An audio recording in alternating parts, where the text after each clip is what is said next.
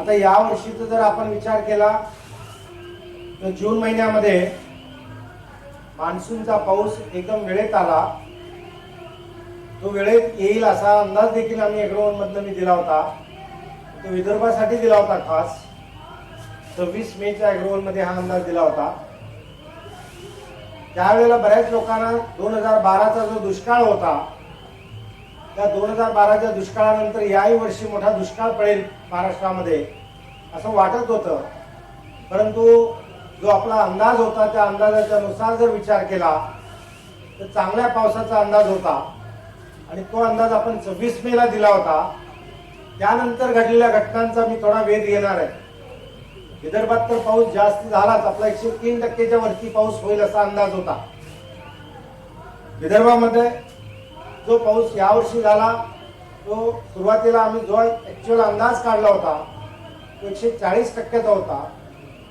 म्हणजे सरासरीच्या वरती 100% जर सरासरी आपण धरू विदर्भाच्या बाबतीत विचार करायचा म्हणलं तर पश्चिम विदर्भाकडनं पूर्व विदर्भाकडं पाऊस वाढत जातो आणि मग त्यानुसार हा अंदाज आपण काढलेला असतो.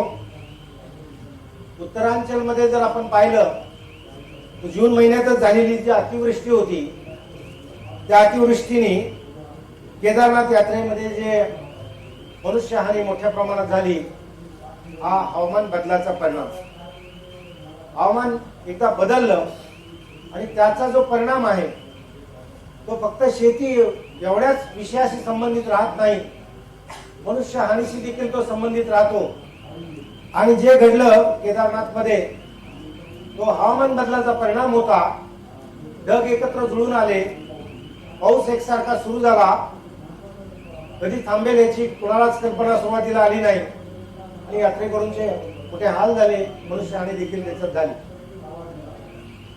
पुण्यात देखील आपण जर पाहिलं त्याच वर्षी 2012 मधली घटना पाहिली. 2012 मध्ये पुण्यामध्ये देखील जून मध्ये भरपूर पाऊस झाला, एक कार वाहून गेली वगैरे घटना घडल्या. अशा घटना सहसा जून महिन्यात पाऊस मान्सून येताना सुरुवातीला घडत नाहीत, परंतु यावर्षी घडल्या 2012 मध्ये आणि हा हवामान बदलाचा परिणाम आहे. मान्सून मधला हा वेगळा परिणाम आहे आणि त्या परिणामामुळे ह्या घटना घडत गेल्या.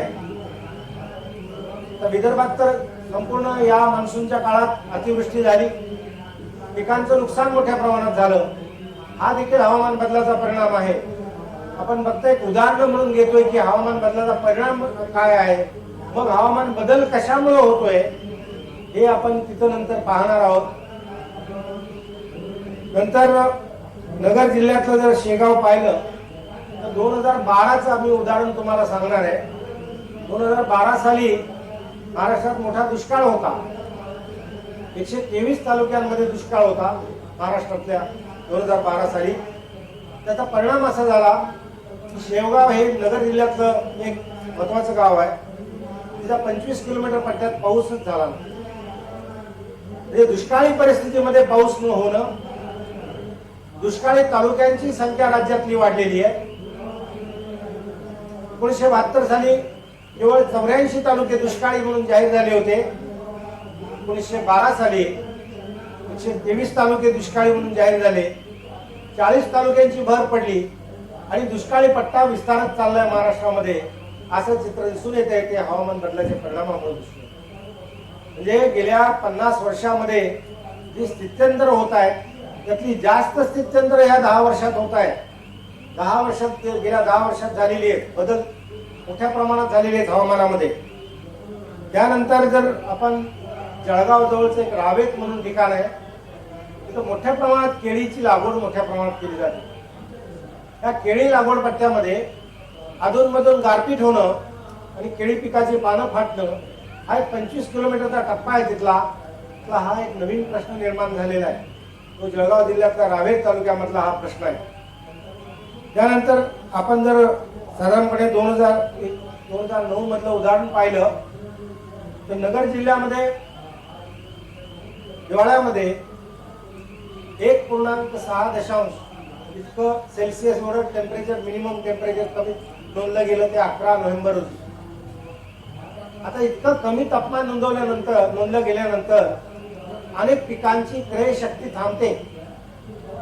पिकांचं जगण्यासाठी लागणारं जे हवामान आहे ते वेगळं आहे. त्यापेक्षा जर का पाऊस कमी झाला तर मोठ्या प्रमाणात त्याचे परिणाम दिसून येतात आणि त्याच्या परिणामाने मग पिकांचं नुकसान होतं, अशी स्थिती दिसते. तीच परिस्थिती आपण नाशिक भागातली जर पाहिली तर नाशिक भागामध्ये देखील 2010 मध्ये एका नाशिक जवळच्या एका ठिकाणी 0 तापमान नोंदलं गेलं आणि त्याचा परिणाम द्राक्ष पिकावरती मोठ्या प्रमाणात झाला. म्हणजे कोणता ना कोणती बाब हवामान बदलाच्या परिणामानं एक तर तापमानामध्ये हिवाळ्यामध्ये अत्यंत कमी तापमान नोंदलं जाणं आणि पावसाळ्यामध्ये काही विशिष्ट ठिकाणी दो पाऊस अतिवृष्टी होणं आणि नुकसान होणं किंवा दुष्काळ होणं ही हवामान बदलाचे परिणामाची उत्तम उदाहरणं आहेत. आणि महाराष्ट्रातलीच महाराष्ट्रात हवामान बदलाचे परिणाम होत आहेत हे सांगणारे ही बोलकी उदाहरणं आहेत. याच्यामधलं सन 2002 मधील आपण जर 2012 मधली तुलना केली की 123 तालुके राज्यामध्ये दुष्काळी निर्माण झाले, ते देखील हवामान बदलाच्या परिणामानेच झालेले आहे. त्यानंतर आपण जर पाहिलं तर साधारणपणे विदर्भामध्ये मोठ्या प्रमाणात संत्रा लागवड आहे. अमरावती, वाशिम, नागपूर या भागातल्या अनेक शेतकऱ्यांचे असे मध्ये मध्ये फोन यायचे, जो मध्येच जर पाऊस अवकाळी पावसाची काही वर्ष निघून गेली 2008, 2009, 2010 मध्ये देखील मध्येच नोव्हेंबर मध्ये पाऊस, डिसेंबर मध्ये पाऊस किंवा मध्ये हिवाळ्यात पाऊस, हे जे सगळे प्रकार घडत होते हे सगळे प्रकार घडल्याने हा जो बहार धरायचा आहे त्या बहारावरती परिणाम होत आहे असं शेतकऱ्यांचं म्हणणं आहे. आणि मग या अशा परिणामाने संपूर्ण शेती क्षेत्र हे हवामान बदलाच्या परिणामाने ग्रासलं जात आहे. आणि जेव्हा शेती क्षेत्र ग्रासलं जात आहे तेव्हा या दिशेने आपल्याला निश्चितपणे चांगला व्यवस्थित विचार करण्याची गरज आहे. आणि तो काय विचार आहे, कशा प्रकारे ते आपल्याला पुढचं प्लॅनिंग करायचं आहे, पीक पद्धतीत काय सुधारणा करायच्या, पीक व्यवस्थापनात काय सुधारणा करायच्या, या सगळ्या बाबीवरती आपल्याला विचार करावा लागेल. फक्त एकाच विषयापुरता हवामान बदल किंवा इतर गोष्टीपुरता आपल्याला मर्यादित न राहता विदर्भातली बुलढाणा असो, अकोला असो, अमरावती असो, वाशिम असो, यवतमाळ, वर्धा, नागपूर, चंद्रपूर, गडचिरोली, गोंदिया या सगळ्या जिल्ह्यांमधलं हवामान पश्चिम विदर्भातलं वेगळं आहे, मध्य विदर्भातलं वेगळं आहे आणि पूर्व विदर्भातलं वेगळं आहे. त्यामुळे आता शेतकऱ्यांनी यापुढं हवामान आणि त्याचा अभ्यास हे करण्याची निश्चित गरज आहे. आणि तो करत असताना मग काय विचार करावा लागेल, पीक व्यवस्थापनाच्या दृष्टीने आपल्याला विचार करावा लागेल. हवामान बदलाच्या दिशेने त्या पिकाची निवडीपासून विचार करावा लागेल की सध्याची पिकं आपण जी घेतो त्यात नेमका आपल्याला काय बदल करावा लागेल, पीक पद्धती काय बदलावी लागेल. जर हवामान बदलाचे हे परिणाम आहेत, या परिणामांना व्यवस्थितपणे सामोरं जाण्यासाठी पीक पद्धती कोणती निवडावी लागेल. त्यानंतर मग पिकांच्या जातीमध्ये आपल्याला काय सुधारणा कराव्या लागतील, पिकांच्या जातीमध्ये कोणत्या प्रकारच्या जाती आपण घेतल्या तर आपल्याला चांगला याचा निश्चितपणे उत्पादकता चांगली मिळेल, याचाही यापुढे या हवामान बदलाच्या दिशेने विचार करावा लागेल. आपल्याला उदाहरण द्यायचं म्हटलं तर विदर्भामध्ये कपाशीची लागवड मोठ्या प्रमाणात होते. आता कपाशीचं जर सरासरी उत्पन्न कोरडवाहू मधलं पाहिलं तर फार कमी आहे सरासरी उत्पादन आणि उत्पादकता. आणि मग या पिकाच्या बाबतीत पावसाचं जर प्रमाण पाहिलं तर पाऊस हा जून ते सप्टेंबर या कालावधीत असतो. कपाशीचं पीक पुढे नोव्हेंबर डिसेंबर पर्यंत चालतं.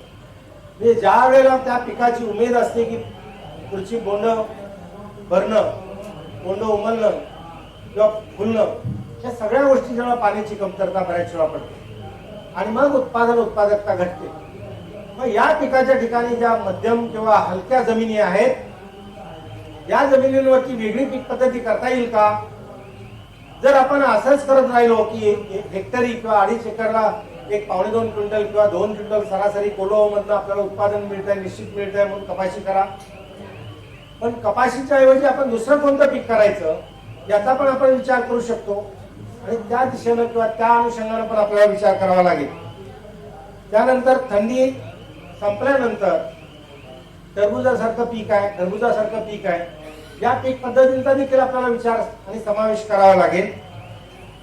दुष्काळी वर्षे जेव्हा असतील, काही वर्ष दुष्काळी आहेत, काही वर्ष अतिवृष्टीची आहेत, काही वर्ष सरासरीच्या पावसाची आहेत, त्यातला प्रत्येक वर्षाचा जो अंदाज येईल त्या अंदाजानुसार पीक पद्धती, त्या अंदाजानुसार आपलं प्लॅनिंग, शेतीचं प्लॅनिंग, शेतीचं नियोजन ही कामं करावी लागतील.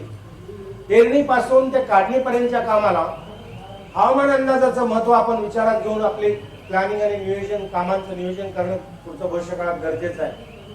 जुन्या पारंपरिक पद्धतीनं शेती करणं हा आता कन्सेप्ट घेऊन चालणार नाहीये. जर आपण जुन्याच पारंपरिक पद्धतीनं शेती करायचा कन्सेप्ट ठेवला किंवा तो विचार ठेवला तर आपली शेती निश्चित अडचणीची ठरणार आहे, तोट्यात जाणार आहे. विदर्भातलं जे इतर जे काय प्रॉब्लेम्स आहेत या हवामानाच्या संदर्भात पण आहेत. त्याचं कारण असं की बँकांची कर्ज असो, अगर सावकाराचं कर्ज काढलेलं असो आणि पिकाचं मात्र उत्पादनावरती त्याचा परिणाम होऊन पीक उत्पादन घसरणं, पिकांमध्ये काहीतरी उत्पादकतेत घट होणं आणि त्यामुळं मग आपल्याला जो काही खर्च केलाय तो देखील न निघणं, यासाठी हे हवामान बदलाचे परिणाम आहेत आणि त्याला सुसंगत पीक पद्धतीचा आपल्याला विचार करावा लागेल. नंतर ज्या काही पिकांच्या लागवडी आहेत त्यातलं देखील आपण जर काही गोष्टी पाहिल्या तर आता अंबेजोगाई आणि मराठवाड्यातलं जालना या जिल्ह्यामध्ये मोठ्या प्रमाणात मोसंबी लागवड आहे. 2012 मध्ये मोठा दुष्काळ पडला आणि अनेक बागा वाळून गेल्या. हे देखील हवामान बदलाचे परिणाम आहे. या परिणामानं आपण पुढे सामोरं कसं जायचं, भविष्यकाळात शेतीचं नियोजन कसं करायचं, पीक पद्धतीत बदल कसे करायचे, ह्या सगळ्या गोष्टींचा विचार करत असताना हवामान बदल कशामुळे होतात हे थोडंसं आपण पाहू आणि पुन्हा नंतर आपण इथे येऊ. एक एक स्लाइड आपण पाहत जाणार आहे. मग त्याची माहिती पण मी तिथंच तुम्हाला सांगत जाणार आहे. मान्सून बद्दलची माहिती देखील सांगणार आहे.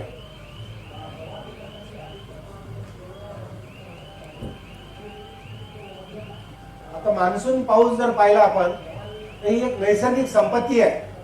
या देशाला लाभलेली संपत्ती जर कोणती असेल, सगळ्यात मोठी संपत्ती तर पाणी आहे, मान्सूनचा पाऊस आहे. या मान्सूनचा पाऊस आणि त्याच्यावरती होणारे परिणाम हे नंतर आपण पुढे पाहतोयच, परंतु त्याच्या कशामुळे परिणाम होत आहेत, काय कारण आहेत त्याची, या सगळ्या गोष्टींचा आपण अनुषंगानं विचार केला.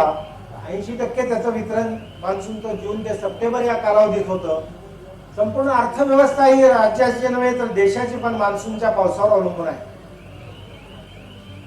त्याला कारण असं आहे की संपूर्ण पाणी आणि किती उपलब्ध पाणी त्या वर्षी होणार आहे त्याच्यावरती हे सगळं आपलं जीवनमान अवलंबून आहे.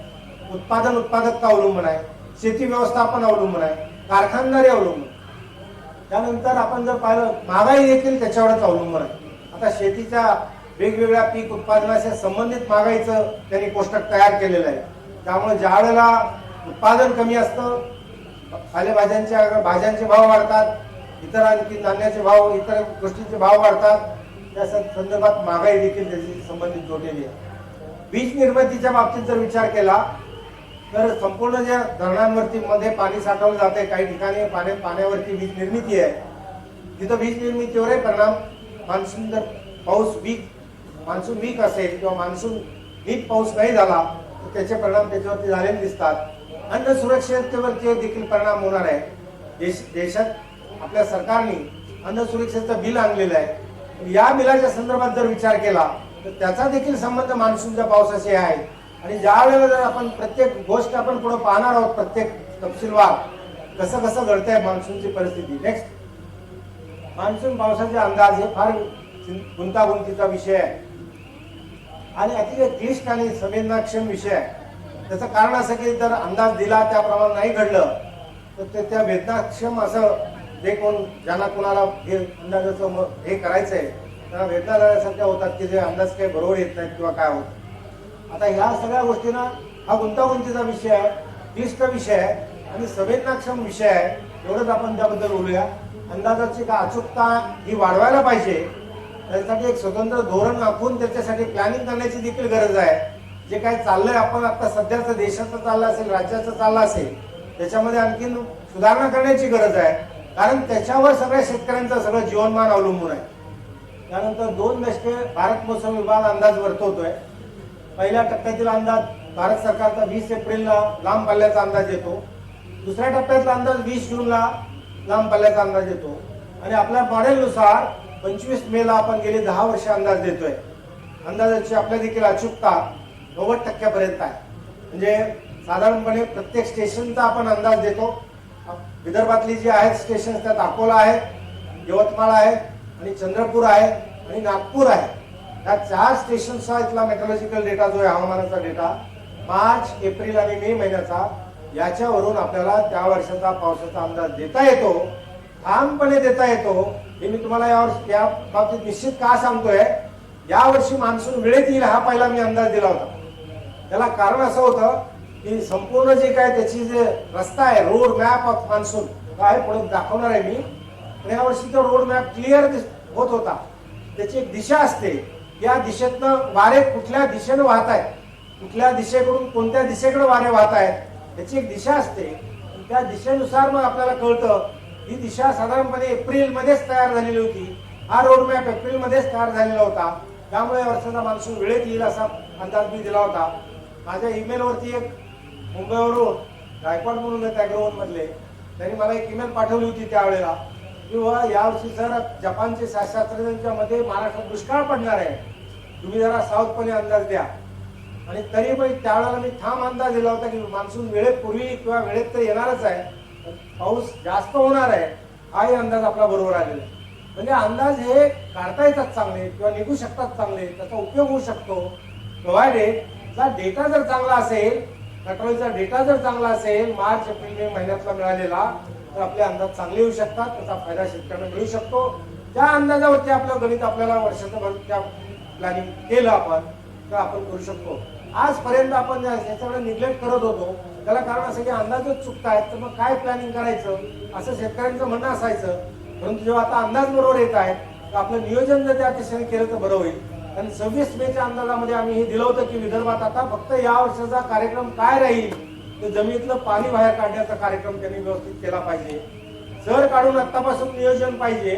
पाणी शेतातलं बाहेर कसं काढायचं याचं नियोजन या वर्षाचं फार महत्वाचं आहे विदर्भासाठी. हा अंदाज हे आम्ही हे दिलं होतं. त्याच्यामध्ये मग बरंच नुकसान देखील झालेलं आहे विदर्भातल्या शेतीचं, पाणी साठून जमिनीमध्ये नुकसान झालं. नेक्स्ट अंदाजासाठी वापरले जाणारे घटक जे आहेत ते अटलांटिक उत्तर महासागर पृष्ठभाग तापमान डिसेंबर जानेवारी हे IMD चे निकष आहेत. आपले निकष मी सांगणार आहे.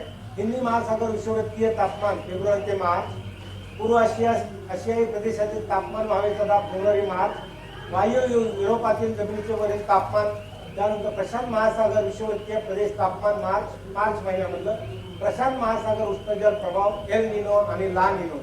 हे तुम्ही पेपरमध्ये कधी कधी एल निनो ला निनो वाचत असाल, त्याची पण माहिती मी तुम्हाला आता सांगणार आहे. एकूण आपला आजच्या चर्चासत्राचा विषय हाच आहे की हवामानाच्या संदर्भामध्ये प्रत्येकाला निदान त्याची जाण यावी, माहिती व्हावी आणि निदान त्या दिशेने आम्ही विचार करायला, अभ्यास करायला सुरुवात केली पाहिजे.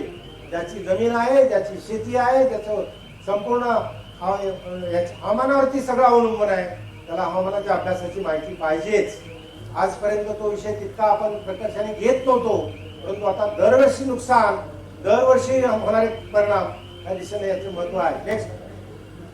नेक्स्ट मान्सूनचा उगम 30 डिग्री दक्षिण अक्षांश व 50 डिग्री पूर्व रेखांश तर जास्त दाबाचा पट्टा सुरुवातीला तयार होतो. आणि तो जास्त दाबाचा पट्टा, हवेचा दाब, जास्त दाबाचा पट्टा म्हणजे हवेचा दाब, तो तयार झाला जास्त हवेचा दाबाचा पट्टा, मग हवा जास्त दाबाकडून कमी दाबाकडे वाहते.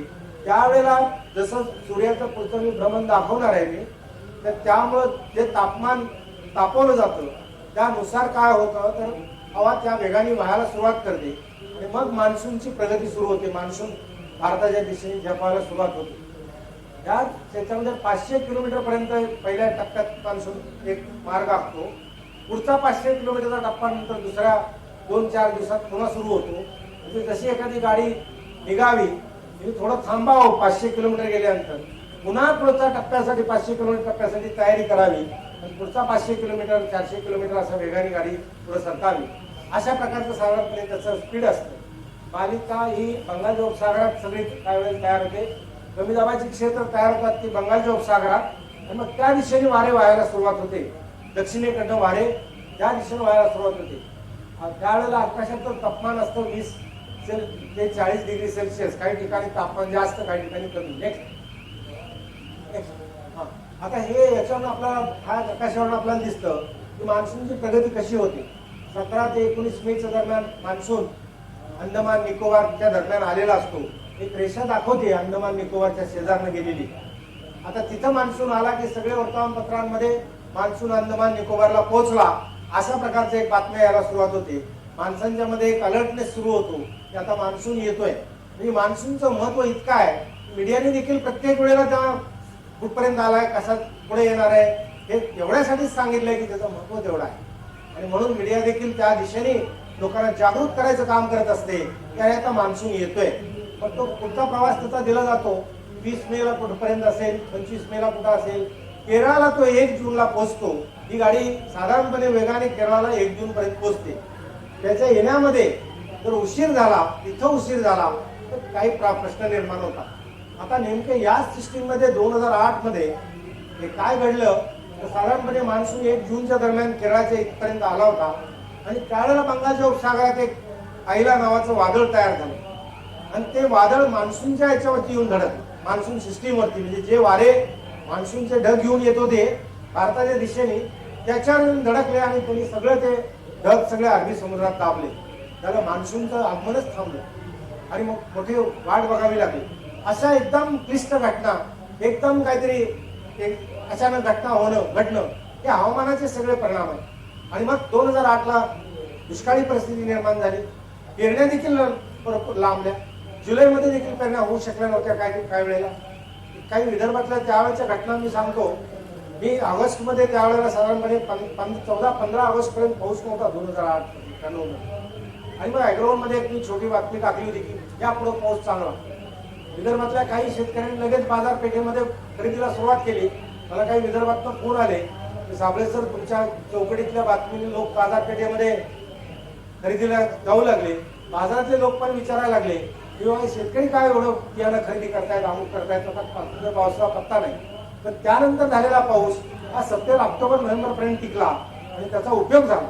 बातमी किंवा एखादी माहिती किंवा एखादं ज्ञान हे इतक्या मोठ्या प्रमाणात उपयोगी पडतं.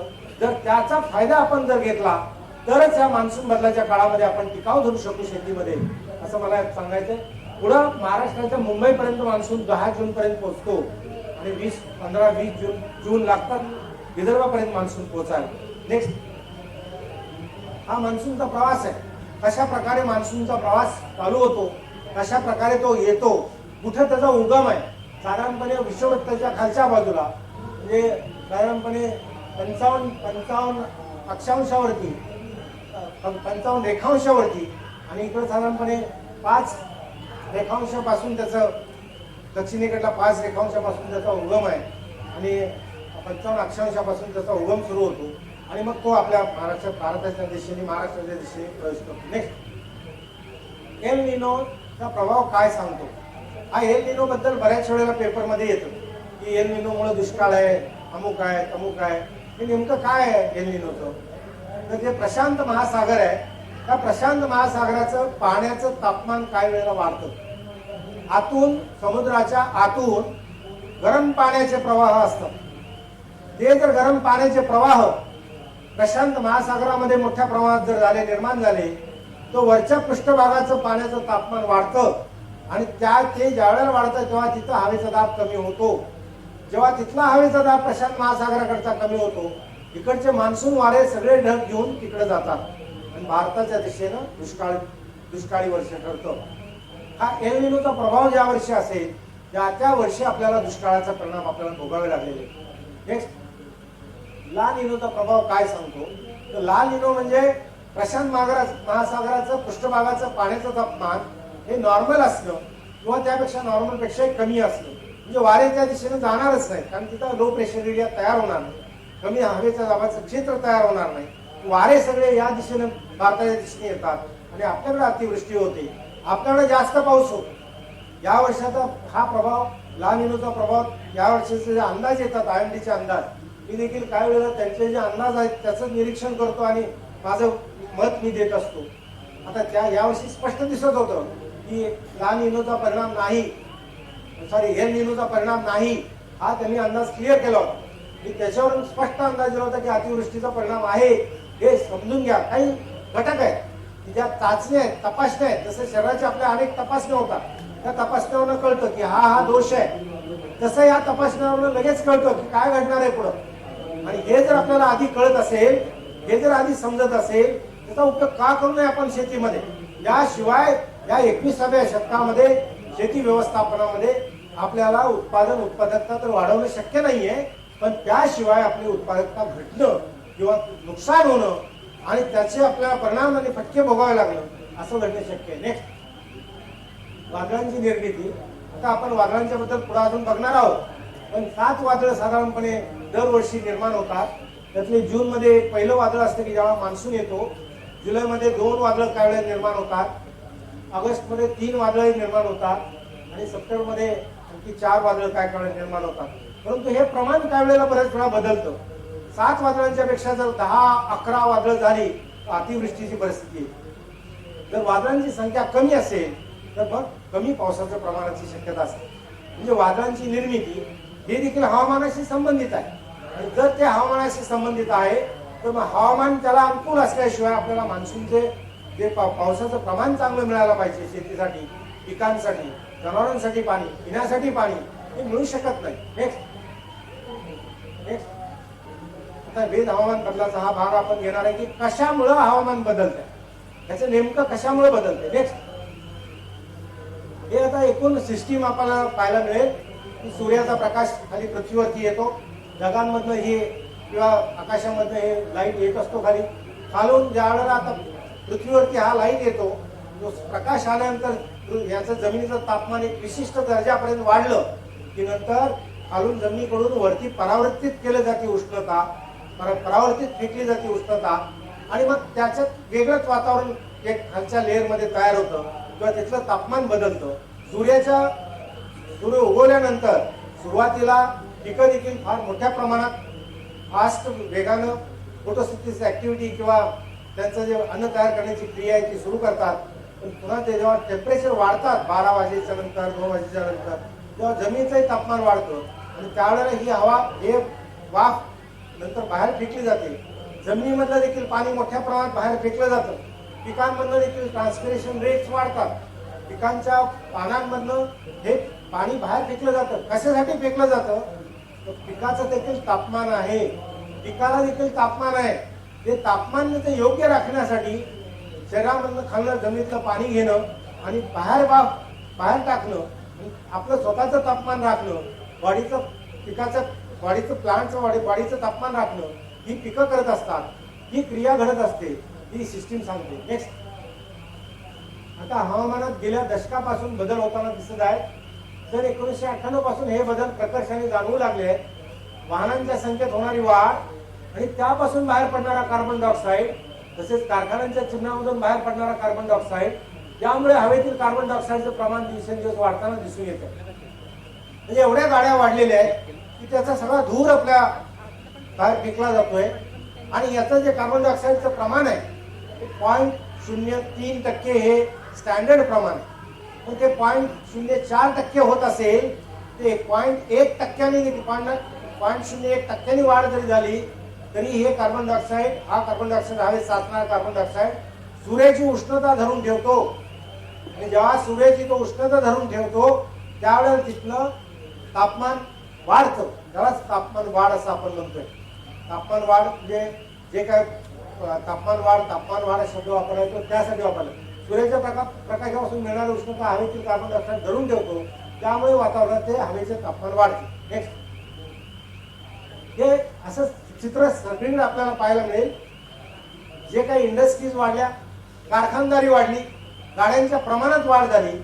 एक तुम्हाला छोटं पुण्यातलं उदाहरण सांगतो. साधारणपणे दर महिन्याला 30,000 गाड्यांचं रजिस्ट्रेशन पुण्यामध्ये होतं.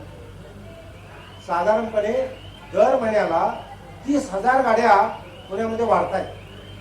आता याच्यावर जर कोणाचंच नियंत्रण नाहीये तर कार्बन डायऑक्साईड तेवढ्या मोठ्या प्रमाणात सोडला जातोय आणि मग या गाड्यांच्या मधनं बाहेर पडणारा कार्बन डायऑक्साईड, कारखान्यांच्या चिमण्यांमधनं बाहेर पडणारा कार्बन डायऑक्साईड यांनी सगळी हवा प्रदूषित होते. हवेचा इम्बॅलन्स होतोय हा कार्बन डायऑक्साईड तापमान धरून ठेवतोय. तापमान धरून ठेवल्यानंतर लो प्रेशर एरिया तयार होत आहे.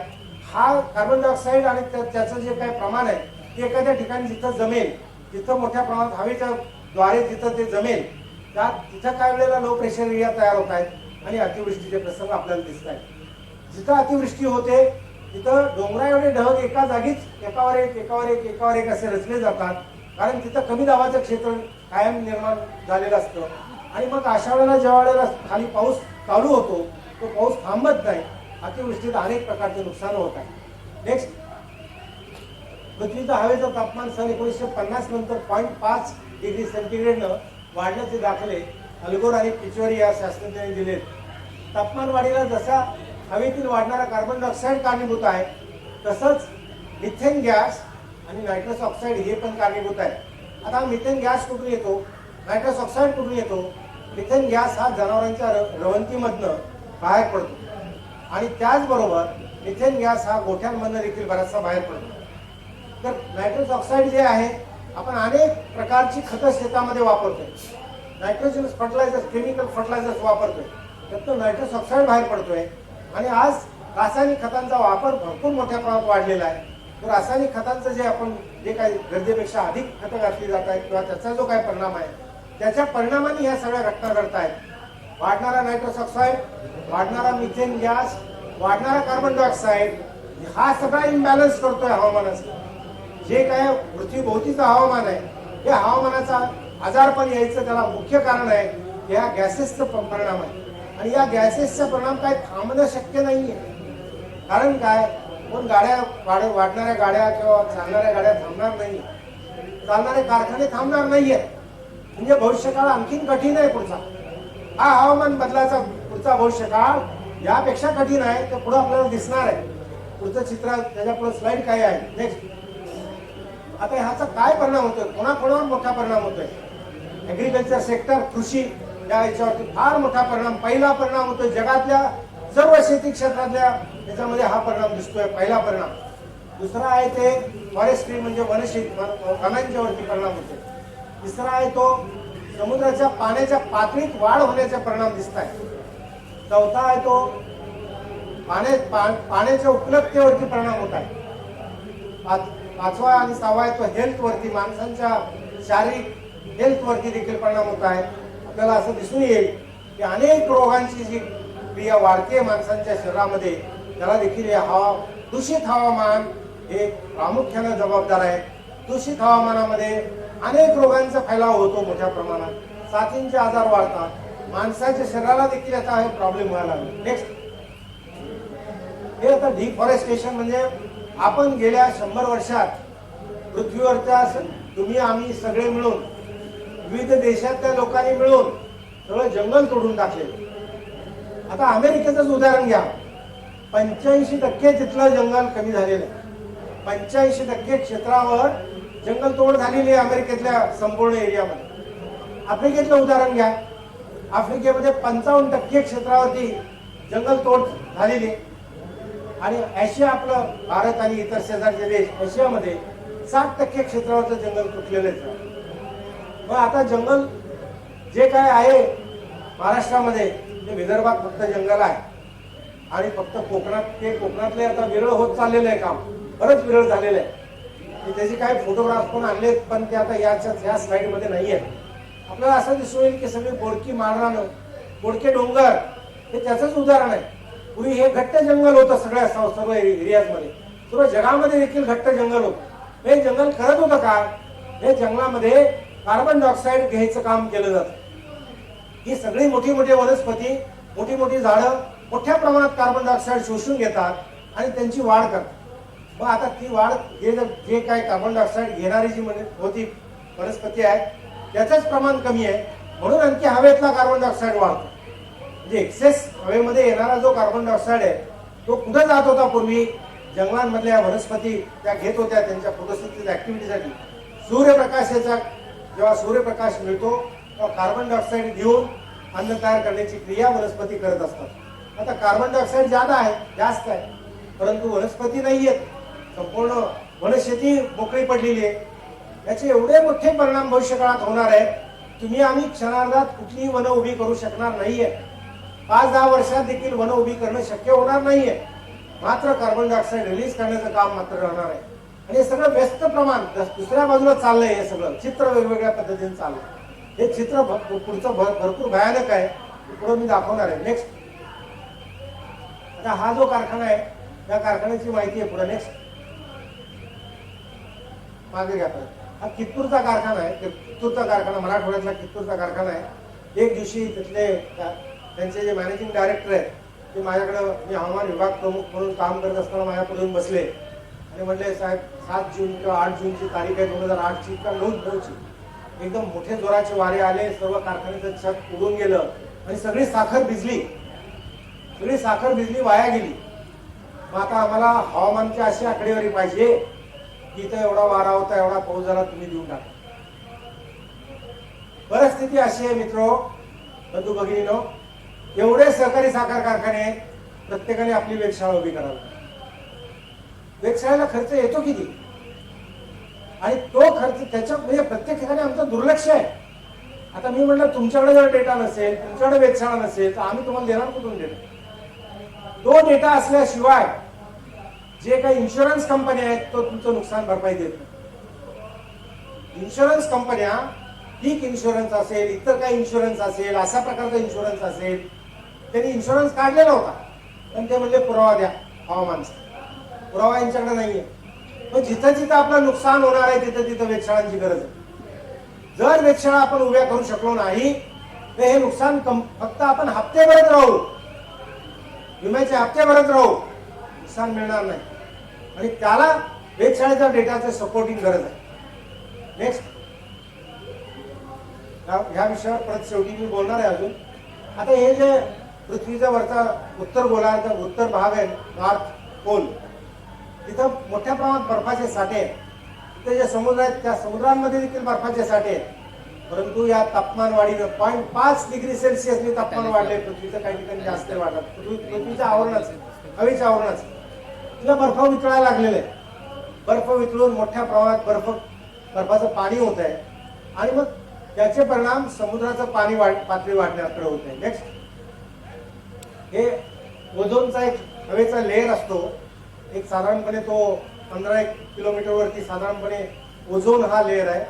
हा ओझोन लेअर मधनं लाईट हा फिल्टर होऊन आपल्याकडे येतो. आता हा जो लाईट मोठ्या प्रमाणात फिल्टर होऊन येतो त्याला देखील भगदाडं पडायला लागली आणि जो लाईट येणार आहे पुढच्या भविष्य काळामध्ये वेगळ्या पद्धतीनं त्याने अनेक साथींचे, नंतर इतर आजार आणि रोग याची शक्यता वाढणार आहे. म्हणून ह्या ओझोनचा जो लॉस होतोय तो देखील या हवामान बदलाचा परिणाम आहे.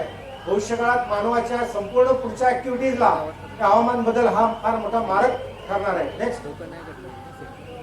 हे पाण्याची समुद्राची पातळी वाढतीये.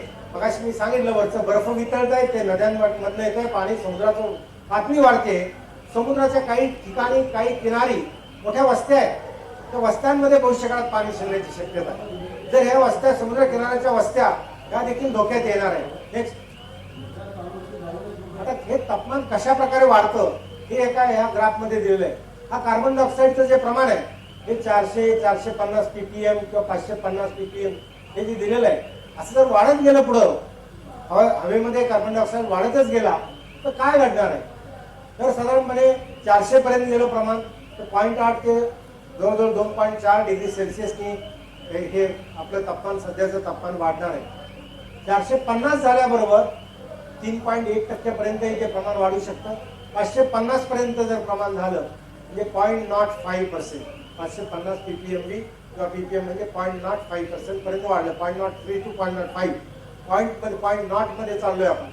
एवढं वाढलं तर 4.4 डिग्री सेल्सिअस पर्यंत तापमान वाढण्याची भविष्य काळात भीती आहे. ही साधारणपणे हे जे सगळे अनुमान काढलेले हे अनुमान आंतरराष्ट्रीय पातळीवरती शास्त्रज्ञांनी काढलेले अनुमान आहे आणि हे आपल्याला पुढच्या भविष्य काळाला, संपूर्ण जगालाच हे त्रासदायक काम आहे. महाराष्ट्रात देखील त्रासदायक काम. नेक्स्ट. हे आता जर आपण पाहिलं तर तापमान कसं कधी वाढायला सुरुवात झाली हे हा मॅप मध्ये दाखवलेलं आहे. जास्तीत जास्त तापमान वाढ ही 1980 सालानंतर दिसून येते.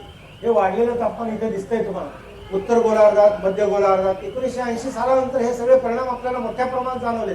हे जगभरचा डेटा आहे, हा जगातला डेटा आहे. आपला फक्त भारतापुरता नाही, महाराष्ट्रापुरता नाही. आज आपण महाराष्ट्र संदर्भात बोलतोय, पण याचा संदर्भ जगाशी आहे. नेक्स्ट, तापमानवाढीमुळे जगातील शेती व्यवसाय त्याचे विपरीत परिणाम होणार आहे. गव्हाचे एकूण उत्पादकता घटण्याचा संभव आहे. जाडे-भरडे अन्नधान्य पिकाचं उत्पादन आणि उत्पादकता घटण्याचा संभव आहे. प्रत्येक पिकाला विशिष्ट हवामानाची आवश्यकता असते. हवामानातील बदलामुळे विशिष्ट हवामानाऐवजी वेगळे हवामान झाल्यास पिकांच्या वाढीवर आणि उत्पादकतेवर परिणाम होणार आहे.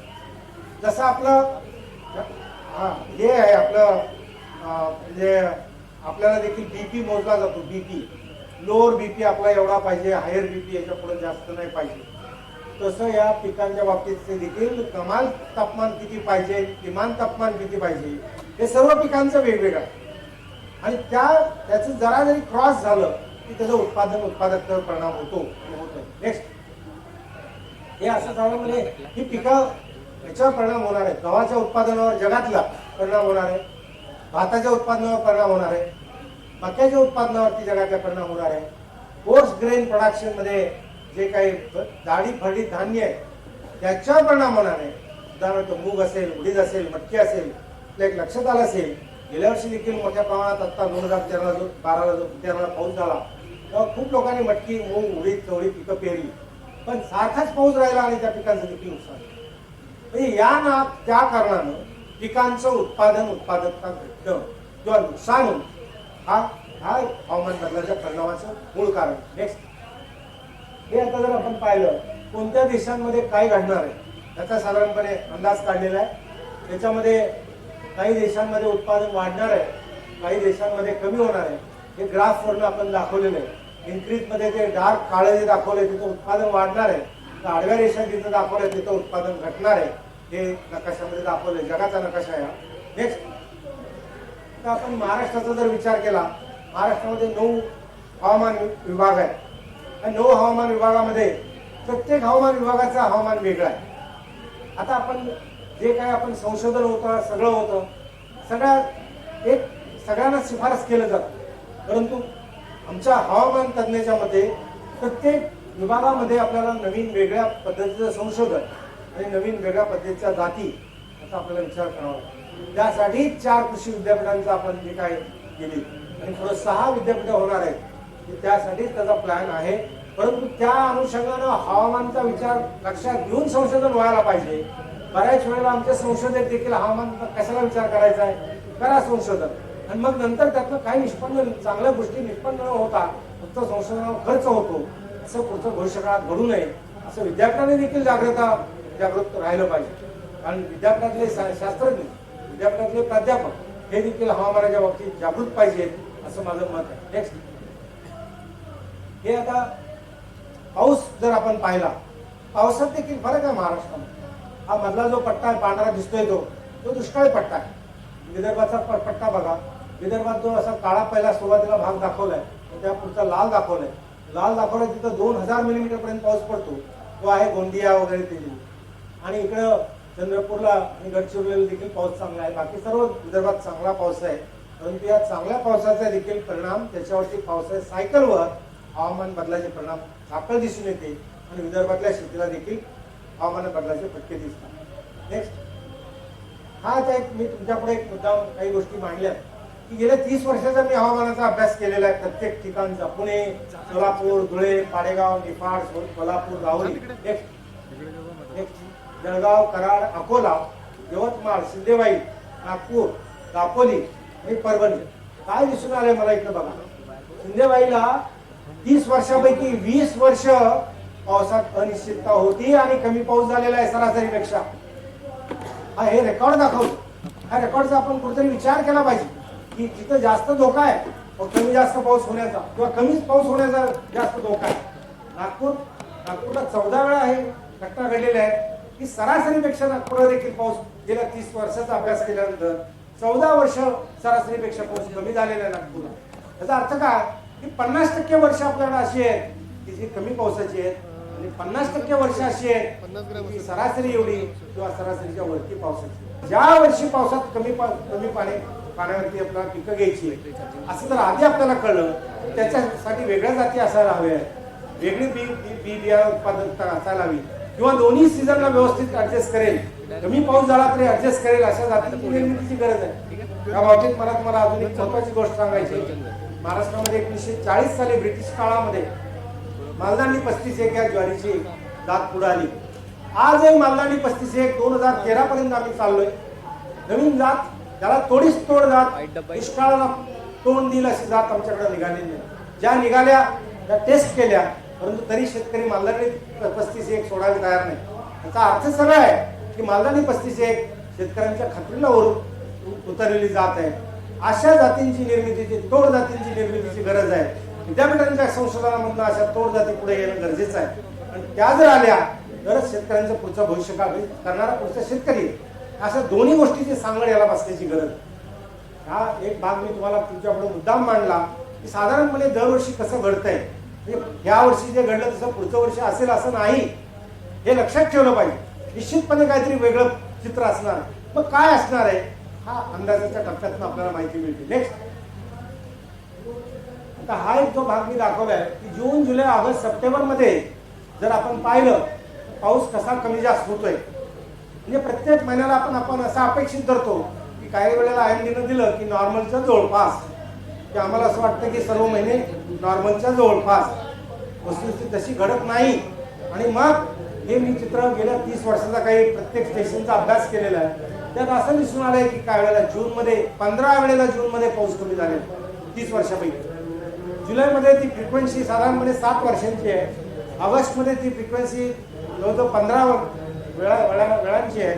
सप्टेंबरमध्ये 7 वेळांची. म्हणजे पाऊस कमी जास्त होतो तो जून आणि ऑगस्टमध्ये. हे दोन लक्षात हे महिने ठेवले पाहिजे की अनिश्चितता पावसाची कुठल्या महिन्यात. नेक्स्ट, हे जर आपण एक पाहिलं, मी काही अनालिसिस केलेलं आहे की साधारणपणे आमचं देखील काय परिस्थिती होते की जानेवारीमध्ये काही ठिकाणी तापमान वाढते, आमच्या काही ठिकाणी वाढते. आणि जानेवारीमध्ये तापमान वाढलं तर गव्हाच्या पिकांचं काय होतं, गव्हाच्या पिकाला थंड हवामानाची गरज असते. जर तापमान वाढलं कमी कालावधीत ते पीक लवकर तयार होतं, कुंभी लहान पडते, पानांची संख्या कमी येते, कांद्यांची संख्या कमी होते. लवकर जर त्याला उष्णता जास्त मिळाली मग हा जर गव्हाच्या पिकावर ह्या तापमान वाढीचा परिणाम होतोय, जगभर होतोय, आमच्याकडे पण होतोय.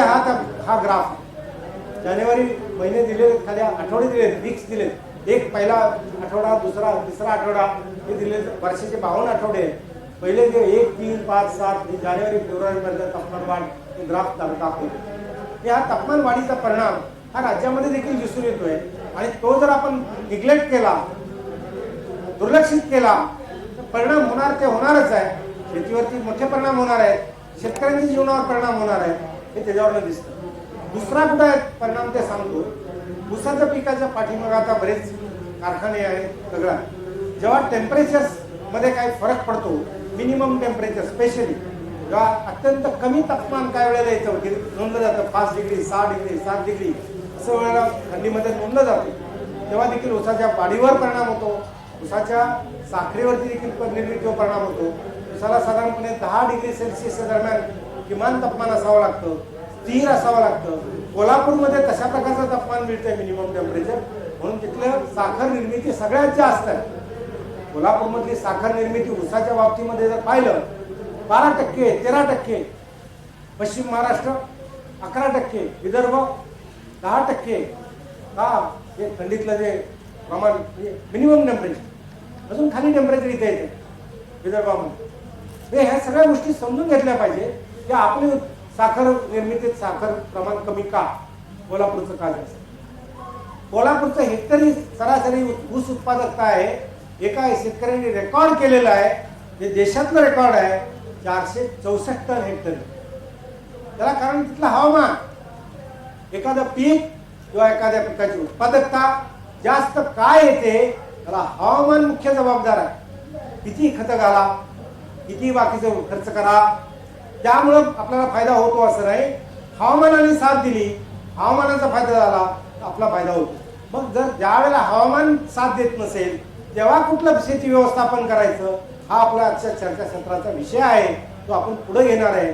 आता सध्याला हवामान कसं बदलतं एवढं पाहतो. नेक्स्ट, जानेवारी महिन्यात हे आता एक महत्वाच्या टिप्स इथं मी दिल्यात. जानेवारी महिन्यात 5 सेल्सिअस कमाल तापमान वाढीमुळे हवेतील घटकांचे विपरीत परिणाम होताना दिसून येत आहेत. त्यामुळे महाराष्ट्रातील हवामान बदल होत आहेत. आता सन 2001 ते 2003 ही कमी पाऊसमानाची वर्ष होती महाराष्ट्रातली. एक बघून घेऊ आपण गेल्या 10 वर्षात काय घडलंय राज्यामध्ये. 2003 ला दुष्काळ पडला होता राज्यामध्ये. 12 जिल्ह्यामध्ये दुष्काळी परिस्थिती होती.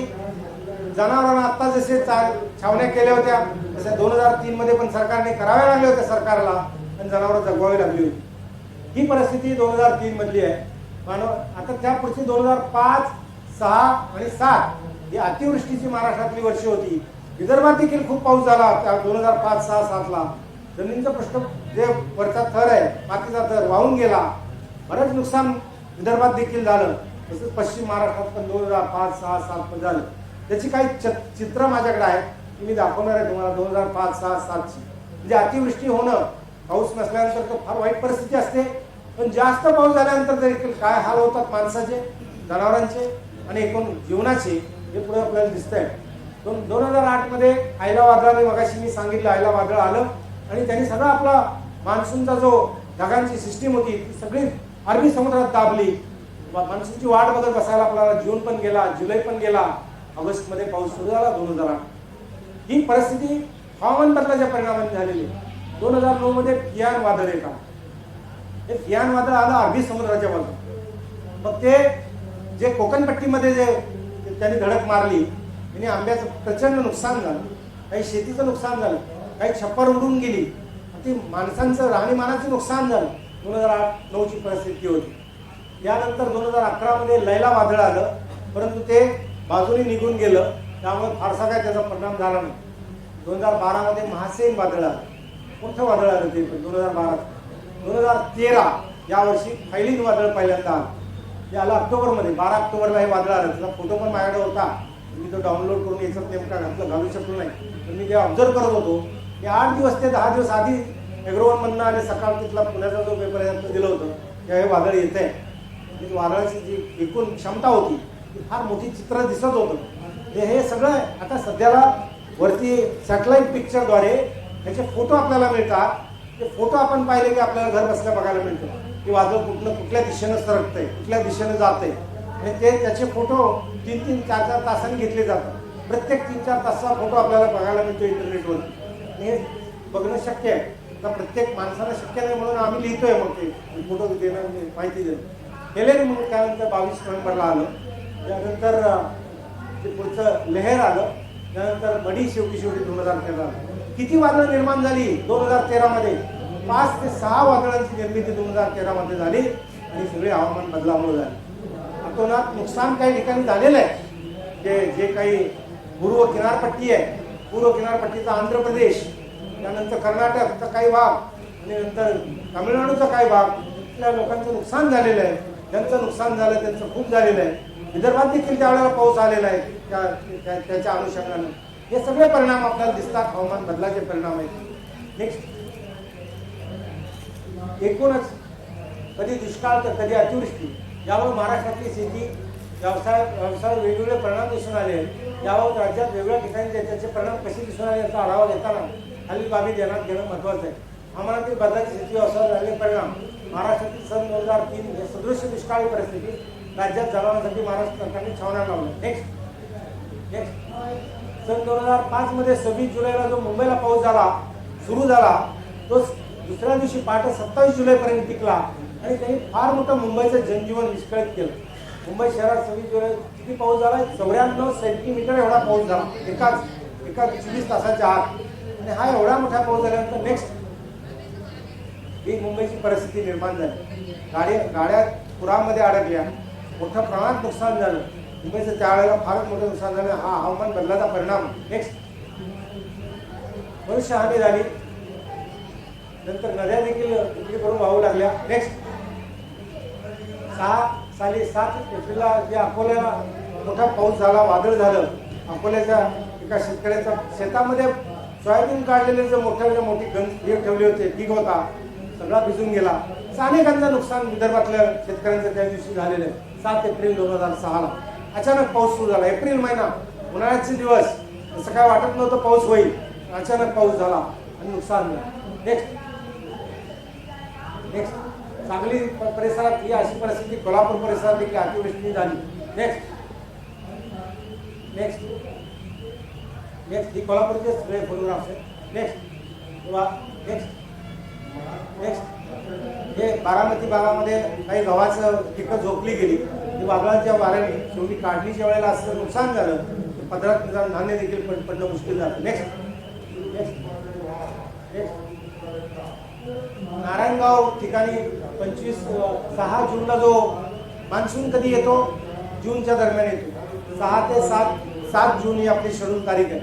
त्यावेळेला जे त्याचा प्रचंड वेग असतो, वाऱ्याचा वेग प्रचंड असतो. या वेगाने बरेच खांब, लाईटचे खांब, टेलिफोनचे खांब कोसळले आणि मोठ्या प्रमाणात नुकसान झालं. नेक्स्ट 25 कोटीचं नुकसान त्यावेळेला झालेले नारायणगावचं. हे आपल्या गेल्या 10 वर्षातले सगळे परिणाम आहेत. नेक्स्ट नेक्स्ट नेक्स्ट ही दुष्काळ पडला तर ही अशी साधारणपणे पिकांची परिस्थिती होती. नेक्स्ट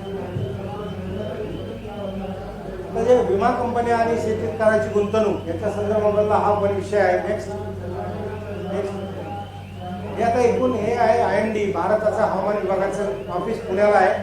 हे हवामान अंदाज देतात. हे इंडिया मेट्रोलॉजी डिपार्टमेंट आहे. नेक्स्ट हे आहे ट्रॉपिकल मेट्रोलॉजी IIT म्हणजे Indian institute of tropical metrology.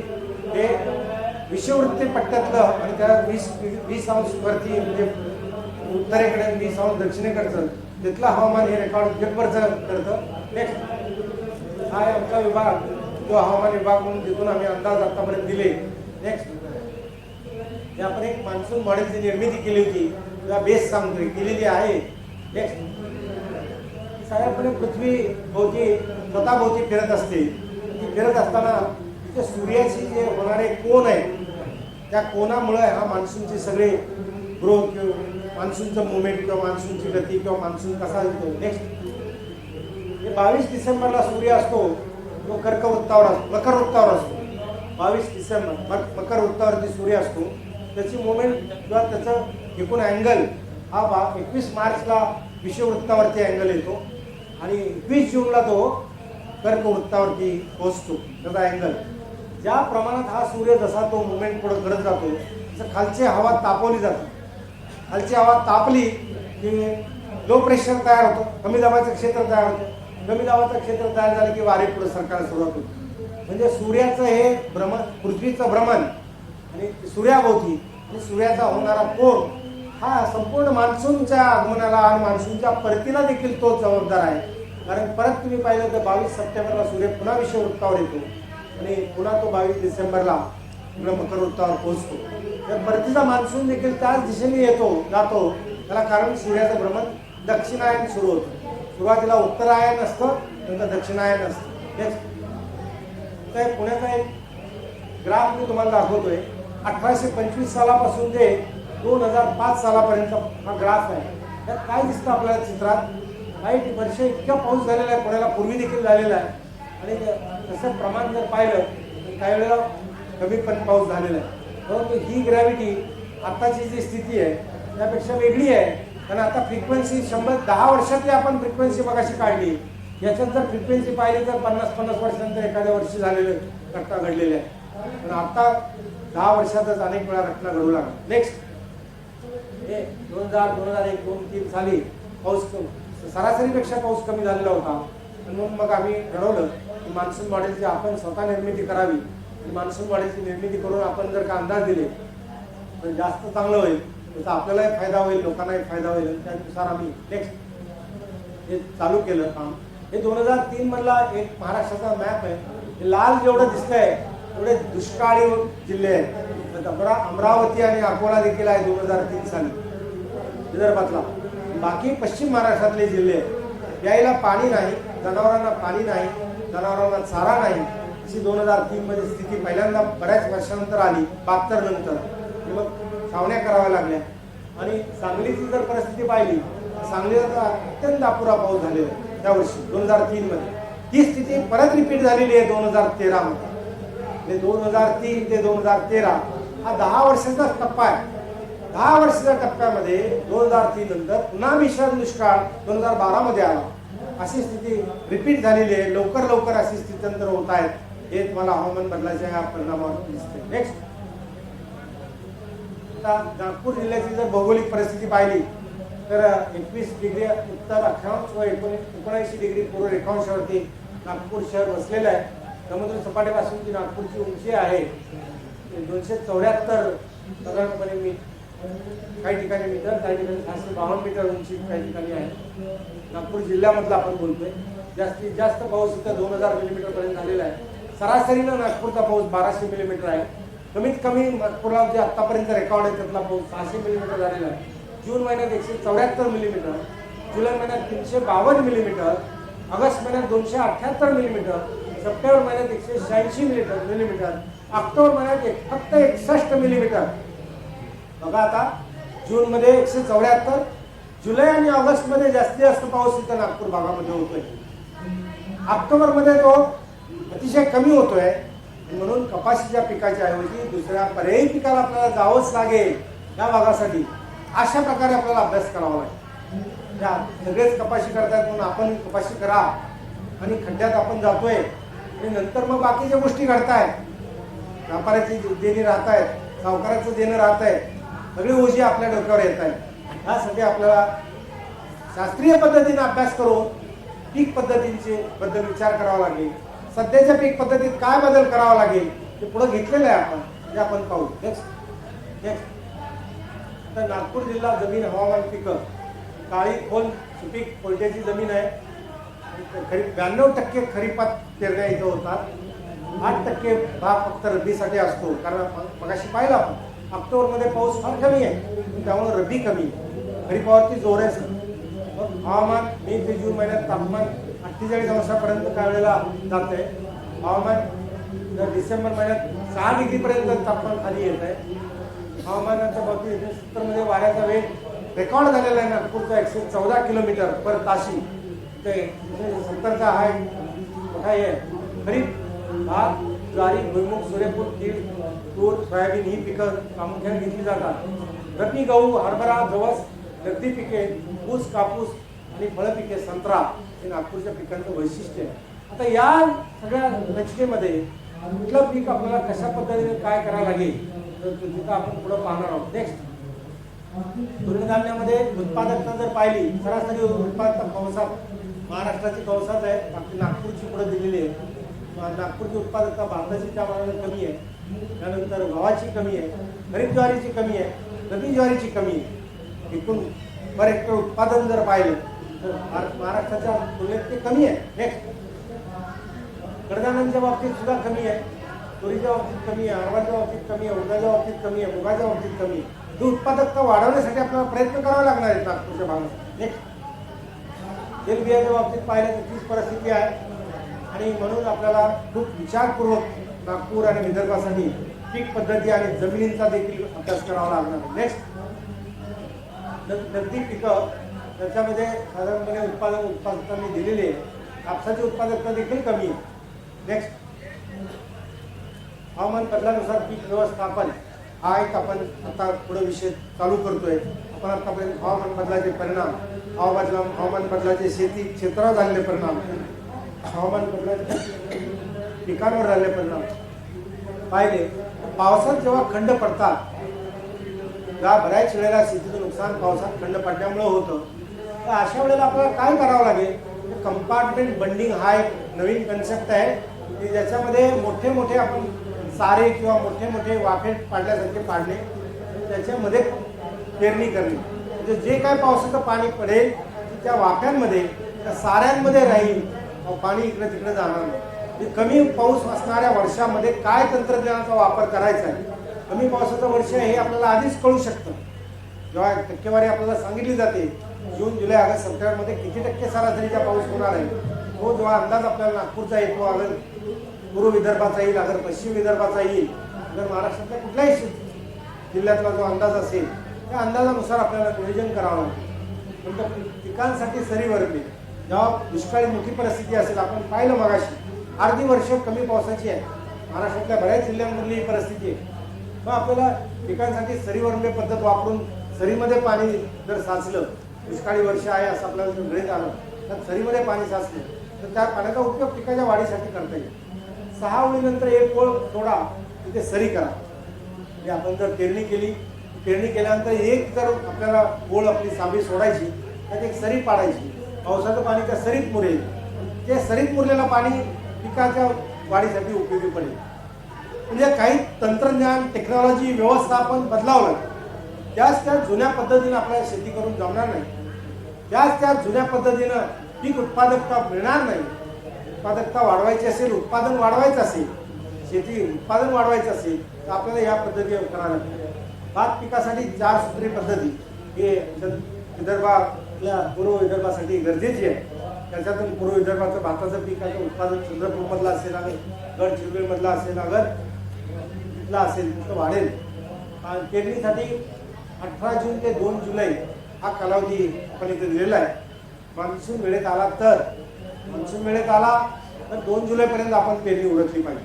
साधारणपणे विदर्भात 15-20 तारखेपर्यंत मान्सून पोहोचतो. त्या दरम्यान आपल्याला पेरणीची तयारी करावं लागेल. आणि पहिली अर्ली पेरणी जर केली, 2 जुलैपूर्वी पेरणी केली तर आम्ही काही प्रयोग केले पुण्यामध्ये पेरणीच्या तारखांवरती, पेरणीच्या वेळेवरती.